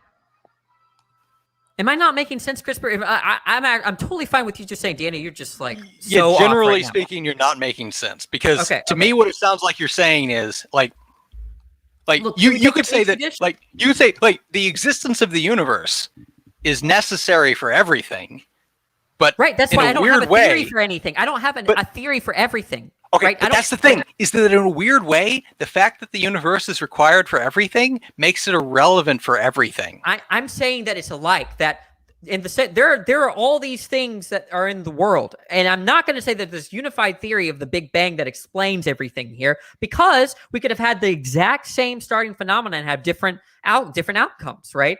There are no laws of how universes start. There are no theories about that. Okay, there's no unified theory about that. Rather. Okay. In the same way, let's take your bacteria thing. Okay. When I do that experiment, I'm going to see changes in the genome. Okay. With that particular one gene, as you're saying. Okay. And I'm saying that's only possible because of the environment that it's in that we see that change. Right. But it's also, well, wait, hold on. It's also only possible because that allele exists. That Wait, and it's no, also no, hold on. That and it's also part of the way the system, like if you go in terms of like the actual like molecular biology aspect of it, is like there's certain regions like that are prone to mutation rather than others. Like there is an explanation for certain things. Look, I'm regarding not that. rejecting an explanation. I'm just saying there can't be a unified theory of it. Right? Because the idea is that, hey, look, here's all I'm saying, immutable, right? That when I use two Petri dishes, okay, and with two different augers and the same species of bacteria to perform the same experiment, right, I might see a difference in outcome with respect to allele frequencies. And it's going to be totally sensical to say that the auger explains the difference in the frequencies in the population, the differential reproduction stuff. Sorry, I always miss that phrase. And I'm saying I'm saying that that's what ultimately explains the percentages. Why you calculate those percentages and you observe. But actually, the differences between the two plates would be more likely due to stochastic drift than anything else. I would say the issue fundamentally you take my point. Do you take my point? So what I would say is that the reason you end up with different results is kind of something that pops up in like more so in physics, like this issue of like Laplace's demon. I would say the issue is more so that like as people trying to gain results about the information, there's like we're only privy to so much information by which to base a prediction off of. Whereas nature, it has everything like it. You're not making sense to me. I don't want to. No, actually, I'm sorry. Immutable. This isn't the point. The thing is that the thing is that if I pick a random number on a normal distribution, right? Does that make sense? What I'm saying right now? Yeah, if you pick a number between 1 and 10, you'll see 1/10 of the time. Wait, what do you mean here? No, that's not what I mean. I'm sorry. You have a normal distribution of numbers of what? Right, which means that you're more likely. This is statistics. So you're more likely to get some numbers than others because they're normally distributed. Oh, okay, that's what you mean. Right. So if I pick if I take two of these, if I randomly select two numbers from a normal distribution, it will not look normally distributed. It won't. Ever. Yeah, for instance, if you roll two dice, for instance, two six-sided die, there's more ways for you to get 8 than there is for you to say get 2. 7. More ways for you to get 7. That's the most common. Oh, okay, yeah, okay, 7 as opposed to 2, or something like that. I mean, does my point with your bacteria example, does it really not look? You don't understand? You're really distant from your mic. Oh, sorry. At least to me. CRISPR, I mean, look, I don't see why that you take. Oh yeah, sorry. Right. So the point of that is Okay. that if you have two populations of bacteria and you get two different outcomes, that's like picking two numbers on a normal distribution. It's not going to look like a normal distribution if you only have two. You need more than that, right? Look, I'm just wondering. You're saying that in one plate, okay, when you told me to perform this experiment, let's say I'm doing that, and I'm seeing these changes. You want to say, Danny, the reason why you see these percentages is because of natural selection, right? But I'm thinking this is the way I'm thinking, right? No, what you see, the outcome that you see is natural selection. The reason you see the changes that you see is because of differential reproductive success. That doesn't make it. But look, what I'm seeing doesn't invoke causes. Differential reproductive success is the cause. Look. Are you familiar with Hume? And then he's going to help us out here. Oh boy. Hume's problem with causation here, right? We can't, and we don't infer causation on the basis of just pure observations, right? There has to be something further. You're talking about like a precondition? I'm saying that differential reproductive success is the mechanism. The observation is that those alleles that have differential reproductive success become more common. The reason they become more common is because they cause a differential reproductive success. Okay, look, so are you saying that, like, if I do this experiment and I see these percentages change, right? And I want to know why. Okay. Let's say you engineer a population of bacteria, right? That relative to the wild strain has a minor fitness increase because of a single gene, single gene. And you introduce, you generate before you plate them, a tube that is 1% this modified bacteria and 99% the wild bacteria. Okay. Okay. And then you plate this mixture onto 50 different plates, right? You might expect that on some of these plates, you see that the engineered strain, the strain with the mutation, goes extinct. That there's none of it to be found, even though 99, the wild or the 1%. The 1%. Okay. Right? Even though it has differential reproductive success, because it's not a guarantee, right? Differential reproductive success pushes things forward, but it's not a guarantee. There's random forces involved. But you would expect on more plates than not that you see a greater than 1% of the population as the mutant.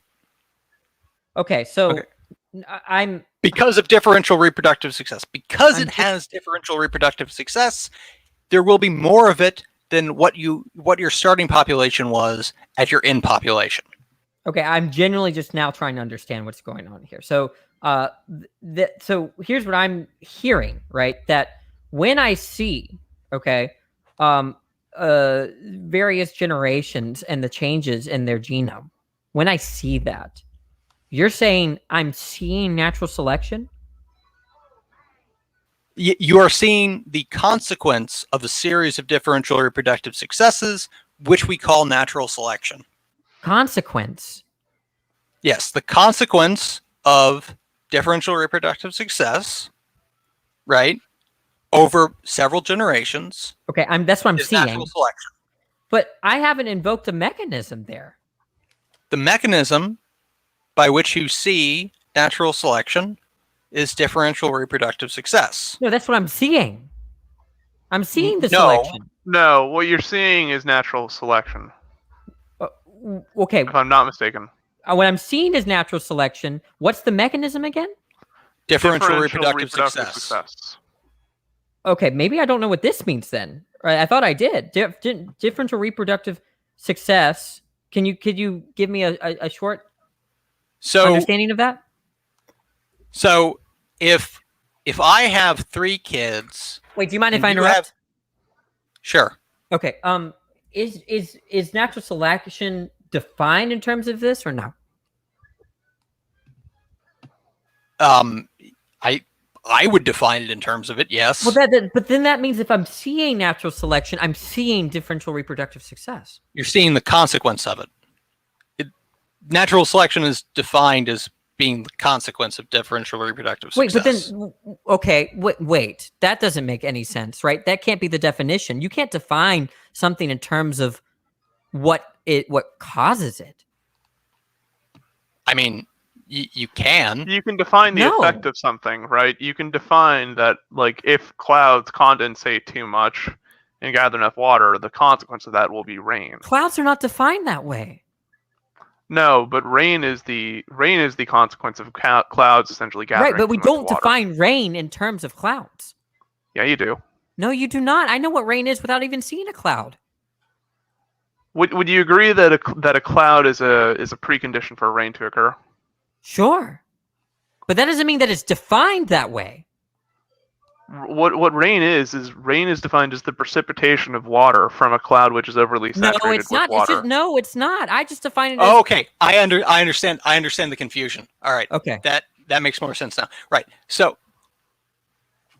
what I'm talking about is also what Immutable was talking about with his analogy, which is what is the actual mechanistic link? What you're asking for, I think, is something different. And the problem is that as scientists, we don't care about the something different you're looking for. You're looking for like an intuitive, like, this is my first exposure to this. What is this thing? And scientists do not care about that. I'm confused. We're not interested in that at all. You're telling me that I'm seeing natural selection when I perform this experiment, yes or no? I'm saying that you are seeing the consequence of differential reproductive success, which is natural selection.